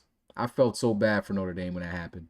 And Malik Jones was trying everything he could to try to make plays. Dudes was dropping passes all day, fumbling. He was getting sacked up at times too, though. But, man, I felt bad for Jones this season, man. And he had some moments, too, where he was just, I don't know what he was doing. So, I mean, that happens. But, yeah, 2,894 yards, 25 touchdown passes, and just 5 interceptions. Still a good season for Malik Jones. Let's go out there and win that bowl game, my boy. Oh, yeah, there we go. Taylor. Got Dante Taylor, 19 touchdowns, 8 interceptions on the season. We know this is a run-heavy offense. So, again, when you look at these stats and you see they're much lower than everybody else's, you understand why. And was a true freshman. Yeah, he was a true freshman, even though he couldn't be, in the game. It says junior, but he's actually a freshman. Yeah, 19 touchdowns in those 74% on completions. Impressive. And in the playoffs. That might be it, guys, for the main guys to go over. I'm just scrolling. Oh, yeah, John. We can't forget about Johnny Boy, Jonathan Wilson. 23 touchdowns, just 6 interceptions as a true freshman. And he was a true freshman in the game. That's saying a lot. Because they're going to have those freshman moments. 68%, 2,698 yards. This is an offense that loves to run the ball as well. But he got it done when he could. And he's got his team playing in the conference championship. So shout out to Jay Will. I think that's it now. Oh. Eric Alcorn. Man. Ended up still having a bit of a mid-season here. Man, he should have balled out.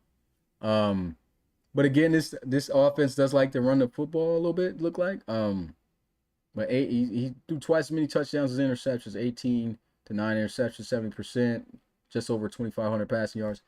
I mean, not bad. Now let's go ahead and organize touchdowns a little bit, see who the top guys are again. Young, 38. Yeah, I'm just so I can shorten up the stream. Probably not going to go through everything like that for each player again. I'm just going to go through categories and probably go through like top 10s. And then you'll probably have to just request Darius or whenever I have time or something to look at your stats on another time. Probably can't show it all up on the screen here, guys. I know guys want to look at stats. But we do want to make sure we here and close this pod down. So close on 2 hours. And I do have some other things to do. But 38 touchdowns, 34 right here. So that's the top guys right now in the country. Who threw the most interceptions? Okay, not any of our guys. That's good. Who threw the most that could be draft eligible? Let's see. Oh, Tony. Tony threw 15, I think. Oh, man. Tied for the, yeah, he has the most. Tied with him is KJ and Nyshawn. So, yeah, those are leading guys in interceptions. Let's see who got the best completion percentage as an actual starter.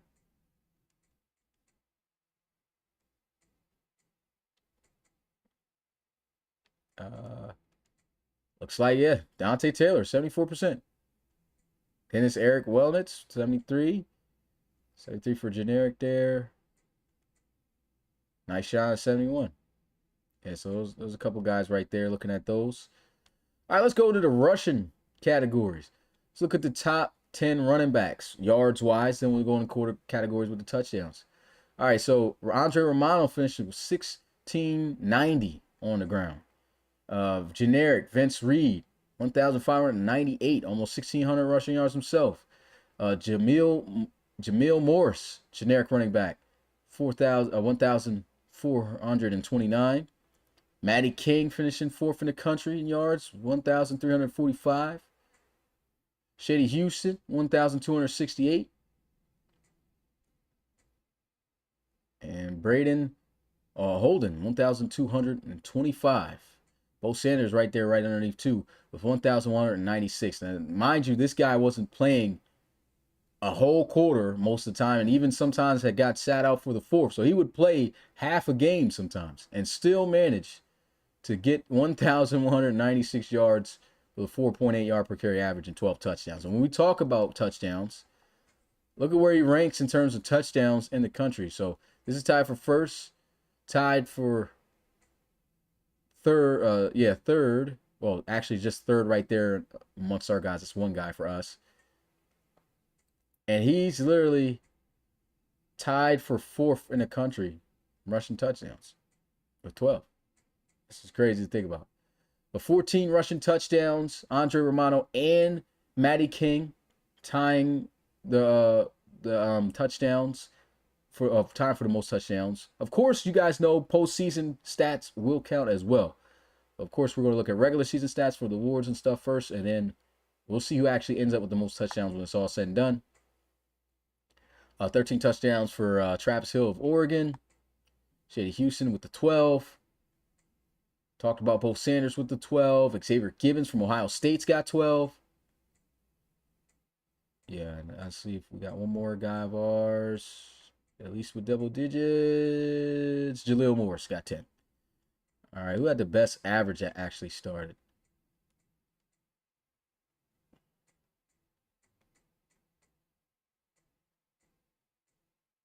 And had over 1,000 yards. Let's do that. And had over 1,000 yards. Andre Romano, 5.8. Jeez. Not one of our guys. Not one of our guys. Yeah, that'll be a long list to kind of go through. Oh, Bo Jackson, next guy, 5 point. Oh, I said Bo Jackson.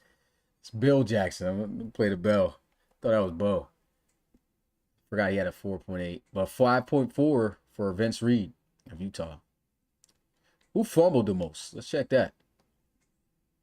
Any user of ours that fumbled the most? Ooh, 5 fumbles for Braden Dunn. No, for Braden Holden.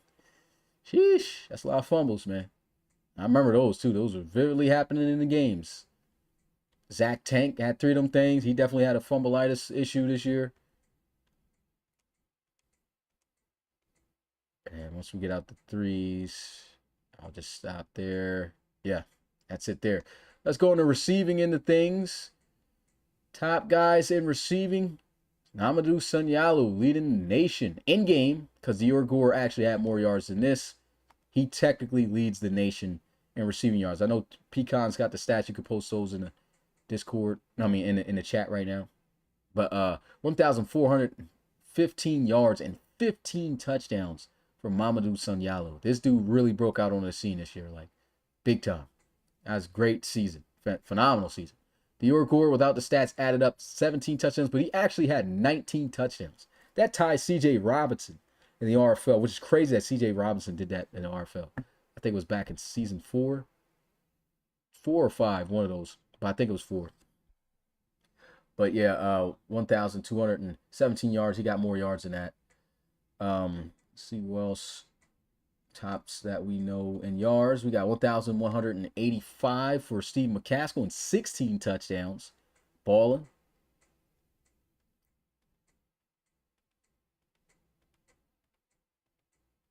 Keyshawn Covington, 1,070. He's got more yards and touchdowns than this as well because his game got deleted.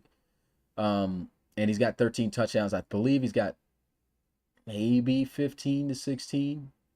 And you see Pecan posting them right now in the chat. So those are the updated ones for the guys who in that Alabama-Tennessee game, they got that cut off. They're gonna have those stats added because that game was too crazy not to be.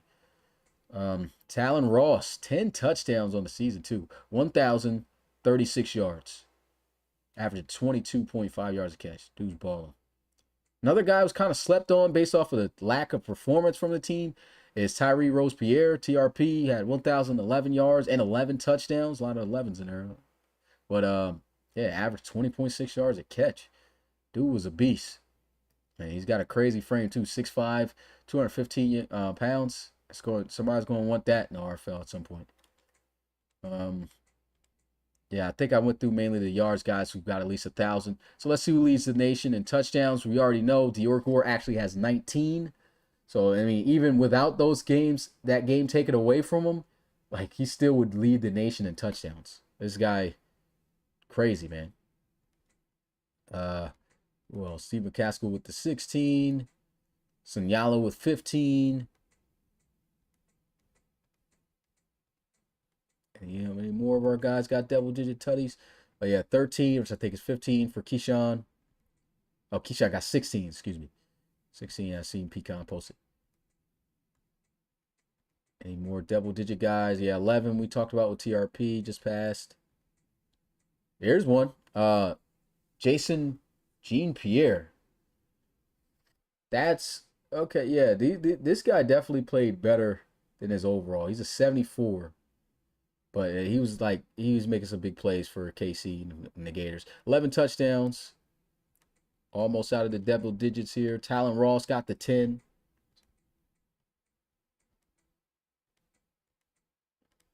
And we are out of there. All right. Who averaged the most yards per catch, though? New York Or 23.9. I know that's higher. That's crazy. Then 23.4 for Jean-Pierre. 22.5. How dangerous is this, yo? You got Talon Ross and New York Or both on the same team, Alabama, with a potential Heisman winning candidate quarterback. And these guys are both averaging over 22 yards a catch on the team. That's wild. Boys balling. Keyshawn averaging 21.8, which you know is higher, of course, with his game taken away. Steve McCaskill, 21.5. Trayvon Simpson Jr., National Championship MVP from CS6, 21.5 as well. He has 5 touchdowns. 20.6, we talked about TRP. Those main guys to talk about, Mamadou Sanyalu, almost 20 with 19.7. And that'll do it for the receiving end, like main thing. Who actually, let's check who has the most rack yards. Who's got the most yards after the catch? Woo! Where's the Gore at? He's not even on here for this. So this genuinely is Mamadou Sanyalu. Mamadou Sanyalu's got 500, almost 600 rack yards after the catch. Dude was getting busy. 595 for him. And the next closest RFL draftable guy is Dominic Taylor Sims. So DTS, 490. Didn't even have over 1,000 yards, but he was racking up yards on his opportunities, man. So shout out to him. That's another guy getting some light due to what he was doing out there. 460 for Talon Ross. Yeah, I think we're just going to end right there because these are pretty high yards after catch, though. Steve McCaskill got 410. Okay, I don't see nobody else of our... Oh, tight end right here. Sergio Moreno. He's got over 405 yards after the catch. That's crazy for a tight end. Dude's eating. All right. All right, let's move on to... well, blocking really... Yeah, no point in looking at that. They don't have too many meaningful stats. Let's move on to the nation when it comes to tackling. We really can't do this because they don't really add this up, man. Like, there's other guys with more stats. So we have to do this by conference. So let's look who has the most tackling in conference. Just the top guys. Okay, ACC 117. Well, let's forget the tackles. That'll be too much to go into. Let's go sort by who has the most tackles for loss. So 39 TFLs for Texas Tech guy, but that's not one of our guys. ACC, Najee Ruby. You see, this is what I'm talking about. I just organized it nationally, and they had a 39 guy. This guy, Najee Ruby, has 46 TFLs. 46 TFLs. And in the ACC, the next guy, 36 with Ice Washington. Then Lou Burks with the same. None of our guys here. And this is all Miami guys, man. Jacquees Edwards, 30. Killing it on the line. And Duke Cushion. So Miami and Clemson killing it on the D-line there. Any high numbers here? Nope. Let's look for like actual guys. Draftable guys. 35 for Tyrone Crawford. It's a draftable guy. Hassan Bird got 31. Utah guys eating in the Big 12. Solomon, 25, 23. Oh, never mind. 25 and 25 with Jackson Santana, too. Looking at the Big 10. 47 for Nick Oakland. And Wyatt Harris got 40. Both of these guys on the same team. Killing it in the backfield. What teams? Oh, yeah. Penn State, 35 for Tyrese Evans. 32 for Randy Wilson. Mark Grimes got 30. Skimming through these real fast. Just looking at top guys, and we're not looking at Conference USA or none of that because we know their stats are kind of inflated with the competition. And honestly, I don't even think it's that high, to be honest, or worth looking at. But 40 TFLs for Rondale Smith Jr. Larry Baggs got 32. 26. It's all Notre Dame right here. Demarius Regis. All right. Mountain West, not going to look at that. Pac-12's did. SEC, 52 TFLs, but that's not our guy. 45 for Ethan Marks. That's big time. Owen James, 37. Zai Ingram's got 33. Sizemore for Texas got 33. E.J. Johnson, the third, 31. Manny Rojas, 30. All right, now let's go ahead and get a look at those sacks. We already know that, man, that's crazy right there. 39.5. That ties Jermaine Taylor, but of course that's not one of our guys. Ice Washington got 18.5 in the SEC. Let's just look who leads the conference, the top three that leads the conference instead of going through that, all that. RJ Ruby, 18.5 as well. And Duke Cushion with 16 in the ACC. Again, looking at major conferences that actually have draft eligible guys. So forget the Big 12. Nobody went there. Big 10, he's leading the nation RFL-wise in sacks. Nick Oquin III, 28.5 sacks. One away from the same amount that Jermaine Taylor had in CS2 with the Bulldogs. They got Tyrese Evans, 24.5 sacks. And Randy Wilson, the next RFL draft eligible guy, with 15.5. Let's look at, Independence, 22 sacks too for Rondale Smith Jr. You can see why these defensive players did end up on that Heisman list they had in game, though. 14 for Regis and 12 for Batista. SEC, what we're looking at. Of course, that's not one of our guys, but that would be leading the nation. 20.5 for Owen James. 18.5 for Ethan Marks. 15.5 for Zai Ingram. All right, let's look at who's leading the nation in picks amongst the top conferences. ACC, 12. Princeton Butler. It's got 2 years back to back in the mod era and in the current era. Has led the nation in picks. So, I mean, this guy's a real deal. 12 interceptions. Then John Kennedy had 6. John Kennedy had 6. And Matt Pope. There you go, brother CP at 5. And also to tie with 5 is another Clemson guy, Brian Robinson. All right, Big 12. None of our guys really here. Is there?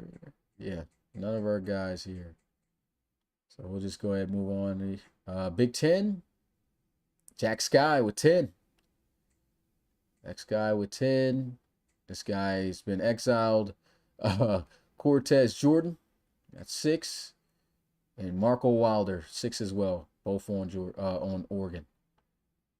Let's see what is Notre Dame got any? Nothing really up there. 3 for Danny Cisco.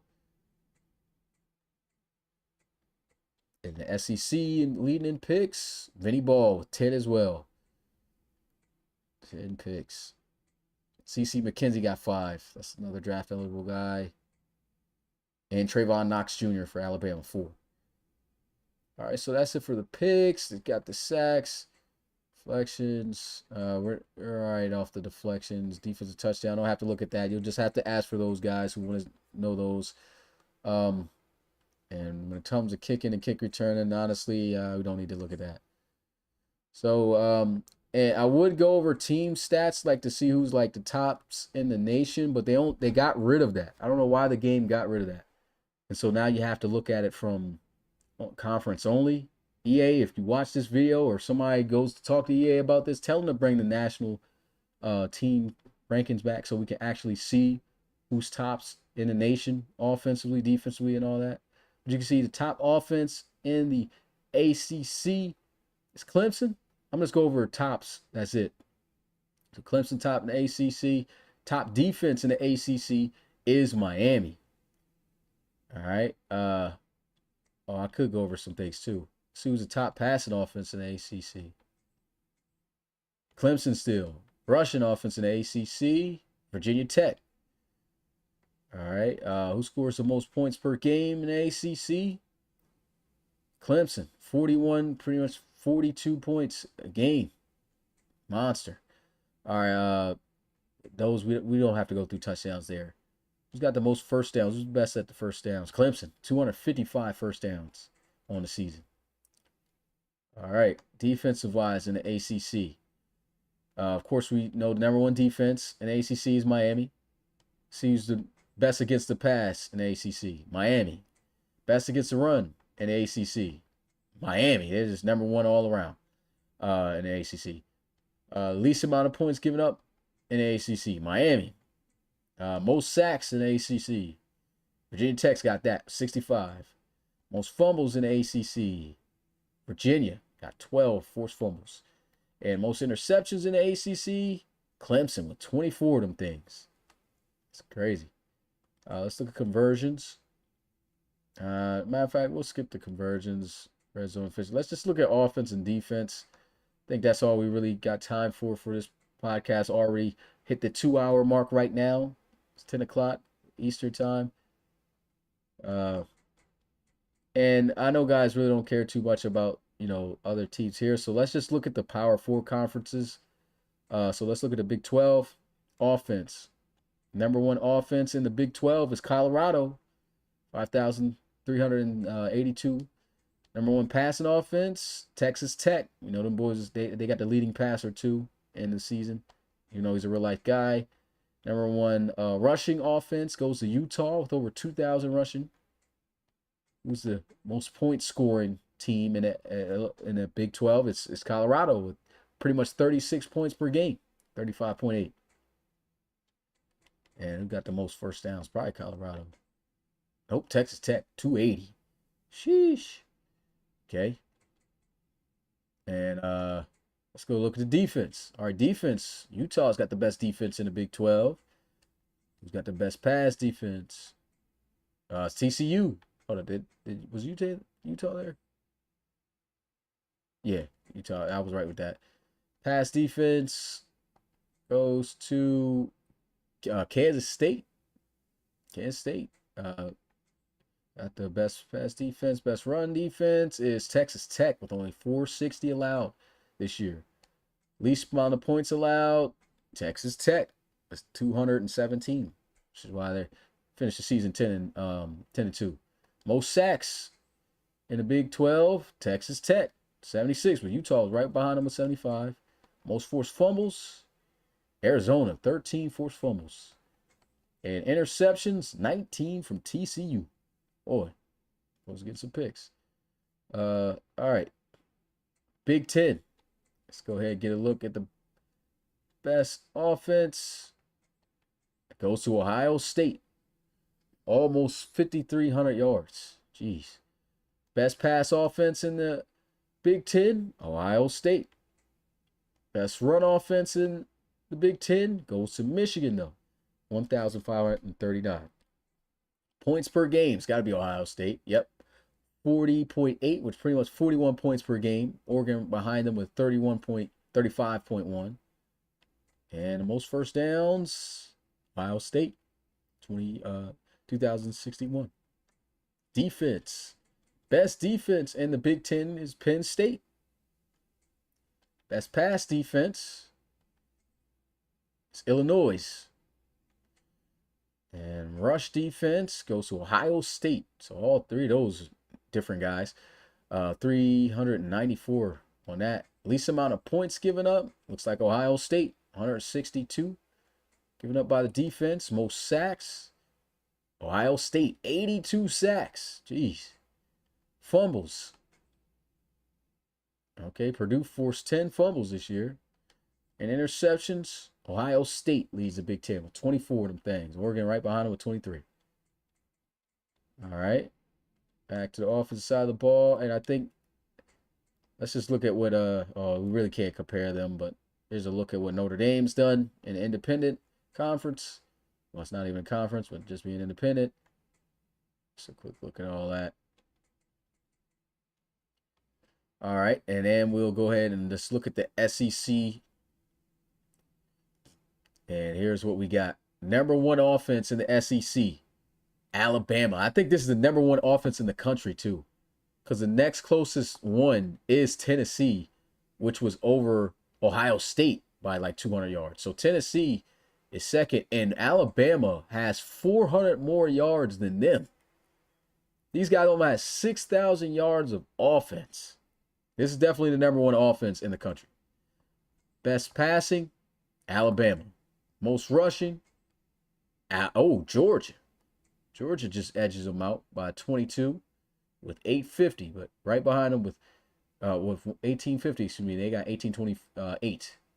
Points per game, though, Alabama, averaging 42 points per game, man, with 41.8. Most first downs, Bama, 267. So they own offense in the SEC. Defense, Georgia. And this is why this SEC championship game is about to be fire, man. But, yeah, number one defense in the SEC goes to Georgia. Number one pass defense in the SEC goes to Ole Miss. Number one rush defense, though, goes to Georgia with 286 yards, man. These guys weren't giving up much of anything. Points, Alabama. They may not have been number one in those other categories, but they give up the least amount of points out of any other team in the SEC. That says a lot. Sacks, Georgia, 80 sacks. They got to be up there, top three, if not number two, behind Ohio State in that category. That's a lot of sacks. Jeez. Forced fumbles, Florida forced 9 forced fumbles to lead the SEC. And interceptions, LSU, 23 interceptions. Of course, 10 of those things from one player, Vinny Ball. But man, seeing a lot. I said they are missing 68 points from Alabama on their points a lot. Oh, yeah, that too. But that means that Alabama should even have over 6,000 yards of offense too, if you include that game. So that makes them even more dangerous. It's crazy because they were only off by 102 yards. I know they had that in that Tennessee game. Jeez, man. Bama's the real deal offensively. But that is it, man. Going into the file, went over stats. Okay, now would be where I go and play some bells. It's time to go ahead and crush some teams, man. What's a team that disappointed this year? Let's look at Utah, man. We got to start off with Utah. Because Utah, when we looked at this schedule at the beginning of the season, we said, if these dudes don't end up undefeated with an easy bid to the playoffs, it's a terrible season. And they did exactly that. Didn't even make the playoffs. Came out, okay. Well, this is when we knew they were kind of sketchy. Off rip, you barely beat an FCS school by 14 points. We were already like, Then they barely beat Indiana, which they weren't a bad team this year, but it's just like, man, you cutting it close for a team that should be dominating. 19-10, they barely win that. Blow out Wyoming, but it's Wyoming. They blow out West Virginia. It's West Virginia. They haven't been looking too good up to this point, so that really didn't shock us too much. 35-3, still convincing win.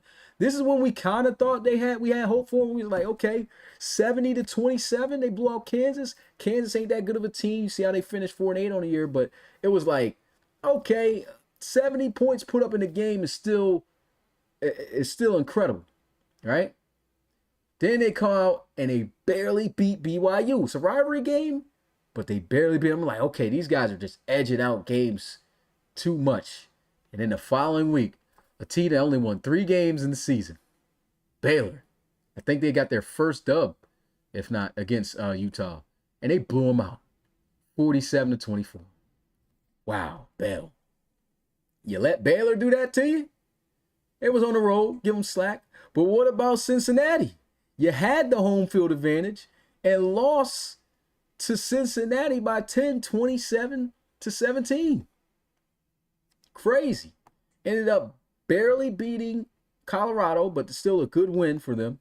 And this was the one where it was just like, man, that's why I said don't sleep on Arizona State, because they actually played Utah pretty good here. But you lost to Arizona State, bro. They were mid 6-6, and they beat them. Well, they lost by 2 points. Tough. Kansas State lost to them 20-12. Like some of these teams, like, okay, maybe if they lost one game, it's understandable, but bro, 4 losses. And then they showed up in some games. They won that last game against Texas Tech, a pretty good Texas Tech team, 28-21. So overall, I'd say going bowling, but Utah disappointed. Here's your bell. All right, another team that disappointed. Let's see. As I just scroll through, Washington wasn't expected too much from Wisconsin. Oh yeah, we gotta talk about. Let's see. Let's go in order first. See who comes up. Clemson hasn't disappointed. Colorado's kind of exceeded expectations. Florida, we already kind of talked about this. I mean, as soon as we saw that loss to SMU, this is when I thought, man, these guys gonna be 6-6 for sure, probably even worse. Ended up losing to SMU, who actually ended up being pretty good this season, and barely beat UCF, who was dead last in their conference. And that's when it was like, okay, Florida's gonna be some cheeks this year. But they ended up losing to Miami in a close one. So we were like, okay, maybe give them the benefit of the doubt. Got blown out by Tennessee, and that's when it was like, okay, they definitely might be trash, because this was after Tennessee lost to UAB, and we were like, yo, Tennessee not looking good. They're looking trash. But then they get blown out by them. They come back, they get the win over Mississippi State, which we expected. 34-13. We knew Mississippi State wasn't that good, but it was this game right here that really got the fire going for the Gators, man. 28-18, already went over this. 18 points off the board, missed off a kicking, but it fired them up. And then after that, they lost to Texas A&M, 34-31. That's when I was really like, oh, man, these guys going to beat Georgia and LSU? Ain't no way. But guess what? They did. They beat them. Beat Georgia by a point, 19-18. And they beat LSU by 18, 28-10. So that's that right there is that was impressive. Not gonna lie. We knew they were gonna be Ole Miss. Ole Miss sucked. 27-14 though. That right there already had me skeptical. I was like, man, y'all won those big games and then you barely beat Ole Miss. Everybody was blowing out Ole Miss pretty much this season. At least the good teams, right? And so I had a feeling they were gonna lose to Kentucky. I said they're gonna lose one of these other 2 games, man. And they lost to Kentucky. And if they had won that game against Kentucky, they probably would have been in the playoffs. Probably would have been in the conference championship. No, they wouldn't have been. I don't think the conference championship would have worked out for them, to be honest. But, yeah, they lost to Kentucky in a heartbreaker, 23-20. And then was able to edge out Florida State to beat the allegations of going 6-6, as I predicted earlier in the season. But at least they're going bowling. I knew they were going bowling. I predicted them to go bowling. They're going bowling. But, yeah, definitely did not live up to the hype as to what the guys were pitching, at the time before the season started. Georgia Tech, gotta get the bell for these boys. Oh, man. My guy Eli was talking heavy beginning of the season. Respect to him. Having confidence in the squad. They picked up some good guys, not gonna lie. But the team is still Georgia Tech. That's what most people were saying. Like, yo, y'all left good quality schools to come to Georgia Tech and get did in like this. But let me go through the schedule, though, because this is what was crazy. Got that dub against Colorado, which was a good back-and-forth game. Colorado ended up being a decent team, and they won against them. Like, okay. Beat Vanderbilt, which is still a pretty good win now that you think about it after what they did the last 2 games of the season, right? Beat them pretty decent, 31-17. Stomped out on Temple, but this is when we found out Temple was absolutely trash. So they never had a game streamed again after that. And then this is the game that I feel kind of really exposed Georgia Tech. Because Virginia Tech, good squad. I mean, they put up good points, 36. But Virginia Tech didn't just beat them. They beat them down pretty good. 52-36. That's when you're like, oh, man, that's pretty bad, right? Got the bye week. Okay, maybe they'll come back and beat Boston College. It was a good game. Ended up losing by a point. Heartbreaker. Oh, man, they done lost to Boston College. Now they go to Pittsburgh. I predicted them to win against Pittsburgh. They got it done, 34-24. But I said Virginia Tech messed up. I take that back. It was Syracuse that crushed these boys. Syracuse had the hardest schedule in the college football, in the college series this year. Like, we all kind of seen that and agreed. And then they blow Georgia Tech out 43-26. Now we like, oh, man, how you get blown out like that to Syracuse? Everybody was dogging Syracuse. That was a user team base, right? Then they played Wake Forest 41-17. What? 41-17 against Wake Forest? Then you lose to NC State, who was ranked. That's a good, solid opponent.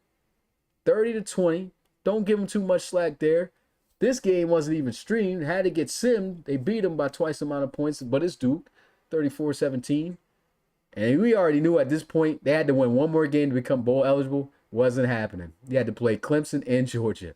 And rightfully so, they got beat down 100-16 in those two games. Bail. Just from the beatdown alone. 59-6 against Clemson and 41-10 against Georgia. That was the other team. Yeah, Georgia beat them down. And got to play the bell to Eli because that was his former team. This is the team you left to get stumped on by 31 points. Got to double bell it up. Double bell it. And they finished the season 5-7. Tough. Who else let down this season? I think those were the main guys who were talking trash. But let's keep scrolling. LSU, yeah, they kind of let down. Where was their downfall? Of course, got the big win there. LA Tech, we knew they were going to win that. Knew they were going to win Rice. This was really their downfall right here. Their loss to Texas A&M. They didn't just. I'm not saying a loss to Texas A&M is bad, but to lose the way that they did, 37-18, it was like, man, that was pretty bad. But then they went on a little 3-game win streak. You're like, okay, cool. Lost to Alabama, but it's Alabama. They were the top team in the country, I think, at this point, or at least close to it. So it was like, okay, that's understandable, 38-31. But then this loss right here really crushed them, man. Lost to Florida, 28-10. Then lost to Arkansas. That really hurt them for the playoffs, man. Because if they had just won that game, honestly, they should have beat Florida and Arkansas. That would have got them in the playoffs for sure. But they folded in those two games, handled business against Western Kentucky like they were supposed to, and beat Oklahoma. And yeah, they fumbled the bag, man. So disappointing for LSU right there for sure. Miami, we already know where the disappointment was. We thought this team, they took that loss against Notre Dame, but they were looking crazy early in the season. Shutout. I think they had 4 total shutouts in the game. We thought they were going to be able to probably like break a record or something. Shut out just about every team because the defense was playing that well. 37-0 against Syracuse. Took the L 24-21 against Notre Dame. Then went on the next week after that to shut out USF 48-0. Barely was able to scrunch by Florida. And we was just like, okay, maybe Florida might be a little bit better than we were saying. So, give them a little bit pass on that. Handled Kansas State kind of the way they were supposed to because Kansas State was actually doing pretty good at that time. And then they played and shut out NC State, which was a ranked team, 33-0. So now we're like, okay, Miami's really hot. They on, man. Stomped out on Stanford 31-13. Shut out Florida State. Another shutout right there, 34-0. Then went on to play Louisville. This is where we got kind of skeptical. It was this game right here where we got skeptical about Miami and where we could really think about like, okay, these guys got a shot to potentially, lose another game if they play like this again, which they did because Louisville, they were just able to beat them 32-27. Had a bye week, came back, barely beat Pittsburgh, who finished the season 3-9, 32-29. And then they had the most important game of the season right here. It was a great game. Don't get me wrong, great game. But they ended up losing to Virginia Tech, and this is what cost them a shot at the ACC title, 45-37. Tough. Came back and handled business against SMU. Will I say it's a disappointing season for Miami? No, I won't say it. But it was disappointing that they did not make the conference championship game right there against Virginia Tech. But we saw glimpses. It's crazy how this season, you can really see where teams start to shift momentum-wise. This is why I love this game, to be honest. Like, the way this season played, it was amazing. Even some of the crazy games that we didn't think somebody was going to win or lose, it turned out fire, man. Because like you see it right here, what led to their downfall. Too close of a game against Louisville, too close of a game against Pittsburgh, and then Virginia Tech was on fire. Ended up beating them and finishing 10-2 just like them. Had that head to head. So fire. And this is what I was talking about with Michigan.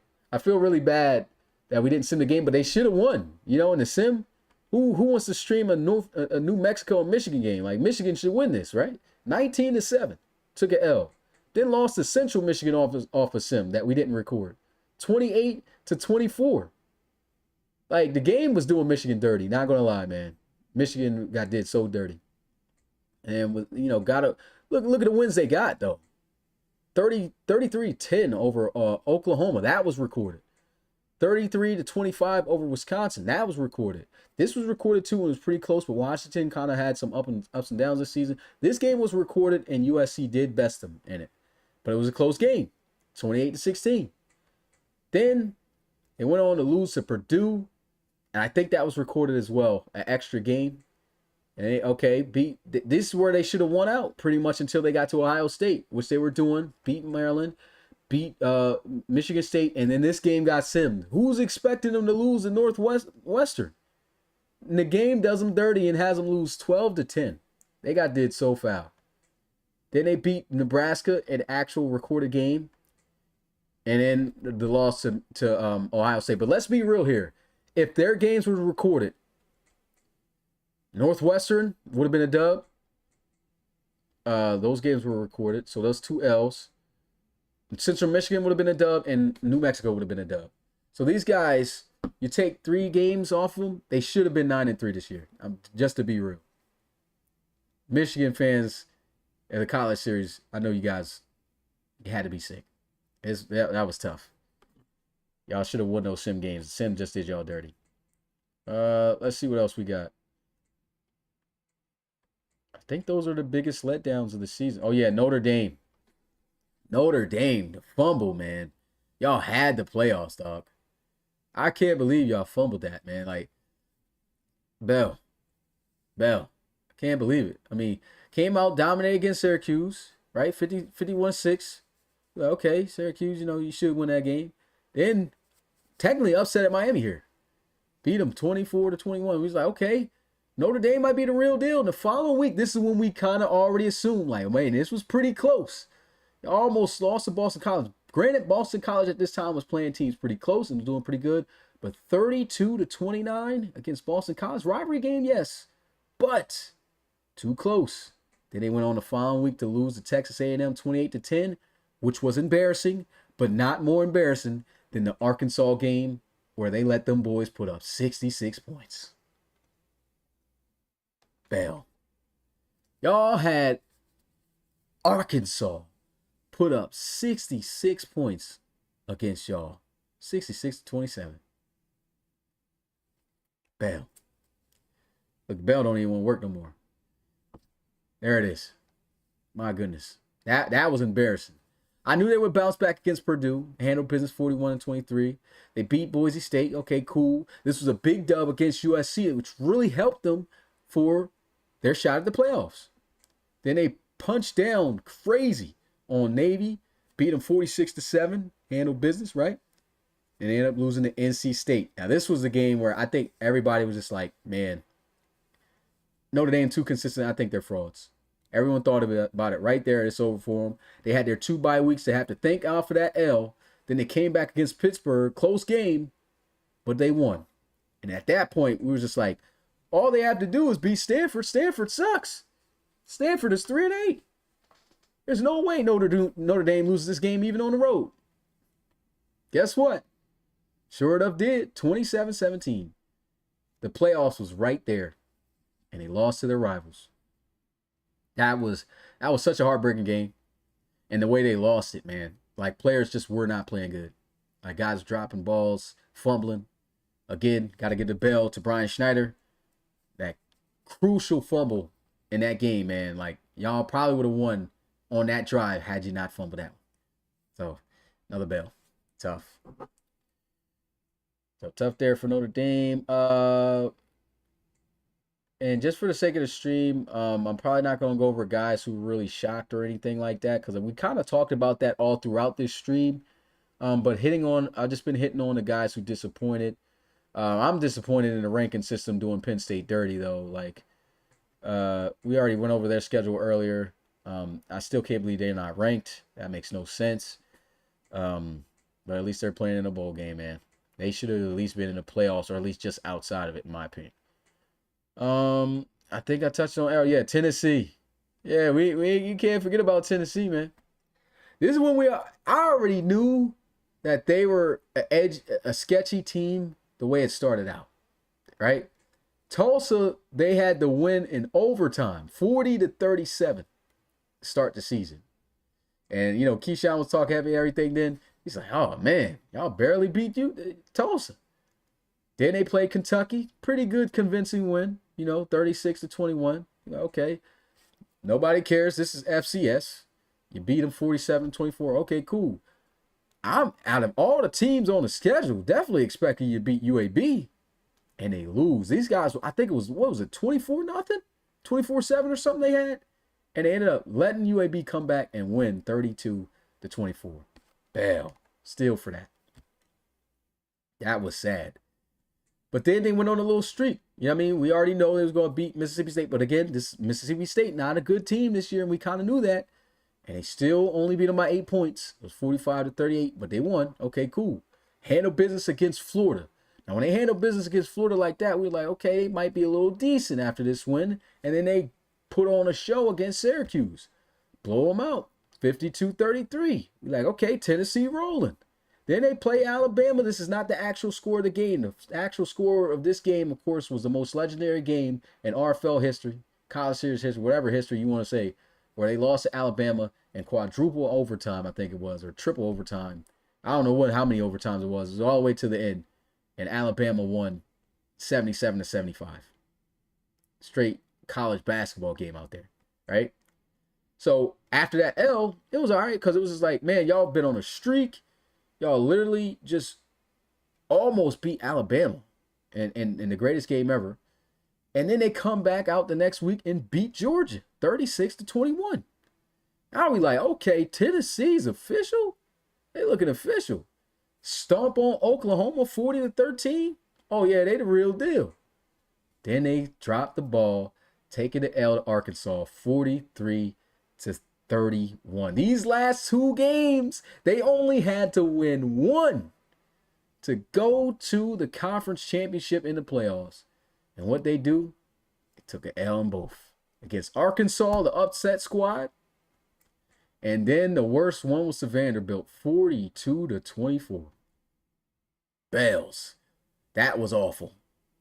That was absolutely awful, but the whole season just explains exactly what we saw from the beginning of the season right here in this first game. And these first two big games out of the four with Tulsa and UAB. It was those games right there that already kind of gave you the indication on what kind of season it was probably going to be for Tennessee, which is crazy. Then Texas. Again, I talked about these guys. I think they might have been the highest rated team in the college series, or if not close to it, right behind Clemson, right? Started out, took an L to Oregon. This wasn't the actual score. This game didn't get saved too from before.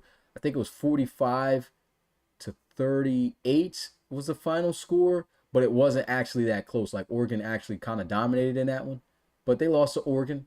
Okay, ended up being too undefeated that season anyway, so that's a worthy loss. Beat down on San Jose State, beat down on UTEP, as they should. Then they played Ohio State. Very close game, only lost by 3. Understandable loss for Texas. But again, look how tough the schedule was for Texas, man. Then they had to play Georgia, lost to Georgia. But again, a very close game, only lost by 4 points. These guys had a tough schedule. I think that's the only reason why they didn't make the playoffs, man. It's just like they just couldn't edge it out towards the end.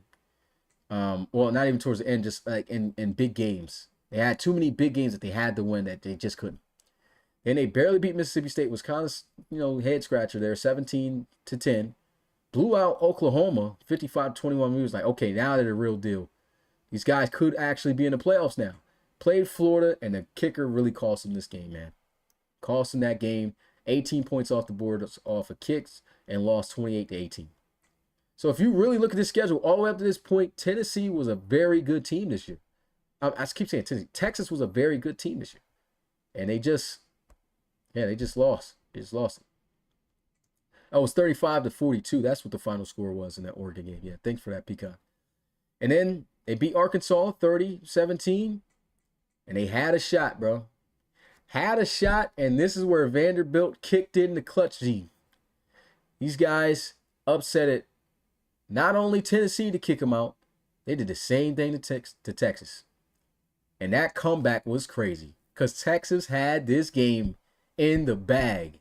Let these guys get an onside kick, tie it up, and win it in OT 33-30. This is also another all-time great game this season in college series history, too. That didn't have any commentary, but it's worth going back to watch. But they lost to Vanderbilt, and that's what cost them. They ended up getting a good win against Texas A&M, 46-38, which also went in overtime. And you just got to feel bad for Texas because, they just had a tough schedule. This is a game, honestly, they shouldn't have lost.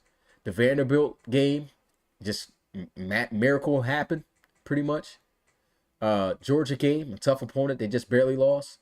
Same with Oregon. No, with Ohio State. And Oregon's the only team that really dominated them. But again, that team ended up being undefeated. So, feel bad for Texas, but at least you're going to the bowl game. Get it done there. And I think that is it for the user teams to really, because we're back to Utah. Yeah.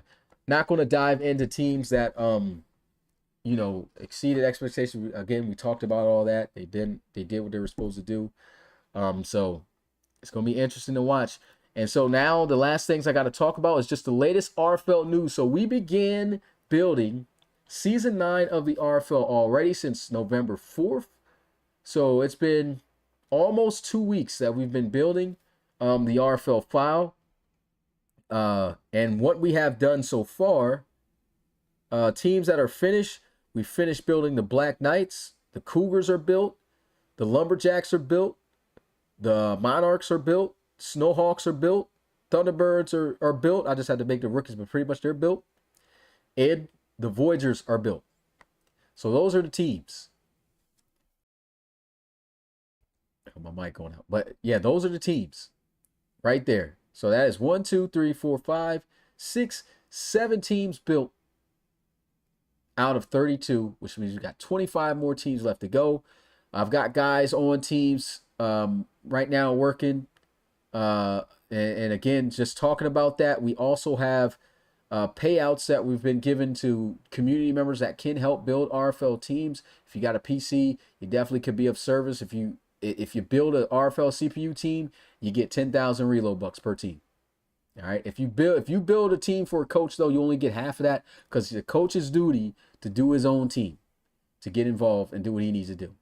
And so you only get incentivized of getting half because I'd rather you build a CPU team than handle business for somebody else that should be doing it. So that's the only reason why we're not paying as much. And the last thing to mention is a new Patreon that I have coming, and this will be taking effect this upcoming month. So college series guys who's about to be in the playoffs, you can take advantage of this as well. I'm going to make this week, if not tomorrow, sometime this weekend. I'm pretty sure it's going to be tomorrow though that I make this. There's going to be 2 new Patreons where for $25, you get to get a extra you get to choose an attribute each month that you want boosted by 1. And that does not get included into your cap of 30 per season. All right? So think about this in RFL terms. You only can get a max of 30 if you use this program, and every month you use that increase. That gives you probably about 6. Yeah, you'll get 36 increase instead of a 30 increase. So that could help you along the line. And the way it's going to work, it's going to be a 25 and a 51 because again, it's just more so to bring in more funds, of course, for the league which is needed. And it's not all the way it's not pay to win. You know what I'm saying?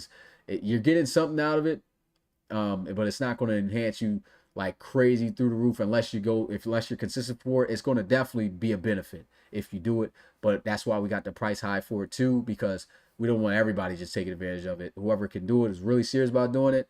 Boom, we help fund the league, then boom, go ahead and do that. So you'll be able to get an increase of 36 a year if you're an RFL player instead of 30. Now, there's no limit for college series players, but this also helps you because whatever you do get, those are extra on top of that. So the first $25 one will be a tier 1 upgrade. Any tier 1 upgrade you can do. And it's only one attribute. And then $50 one will be the same deal with a tier 2 level attribute. So that's what I'm working on right now. So that's everything I needed to put on to talk about for this podcast, man. It's been a long podcast, over 2.5 hours, almost as long as a daggone draft almost, man. But we had to recap everything in file, man. You guys seen the stats, you've seen the bowl games currently right now. Things might change for sure. If you need some stats, again, you might want to ask somebody else. Like ask Darius pretty much. And if he can't give them to you, like if I got some free time, I'll see about it. But yeah, that's it, man. I appreciate you guys who's tuned in, who's listened to everything, watched everything. Hey, before we roll out of here, I got one more question for you guys. We're off tomorrow. There's nothing going on. But Monday, Army versus Navy game. Let me know in the chat before I sign out. Who do you guys got winning that one? Army or Navy? I will say this. Army is an 80 overall team. Navy is a 79 overall team. And they're pretty much evenly matched. But, of course, Army has a better record and they're ranked. I'm going with Army. I think Army wins. So, who y'all think? Let me know in the chat. And while you guys comment that, that's going to be it for me. It's your boy Smitty, RFL Commissioner and play-by-play commentator. And I will see you guys next time. Peace.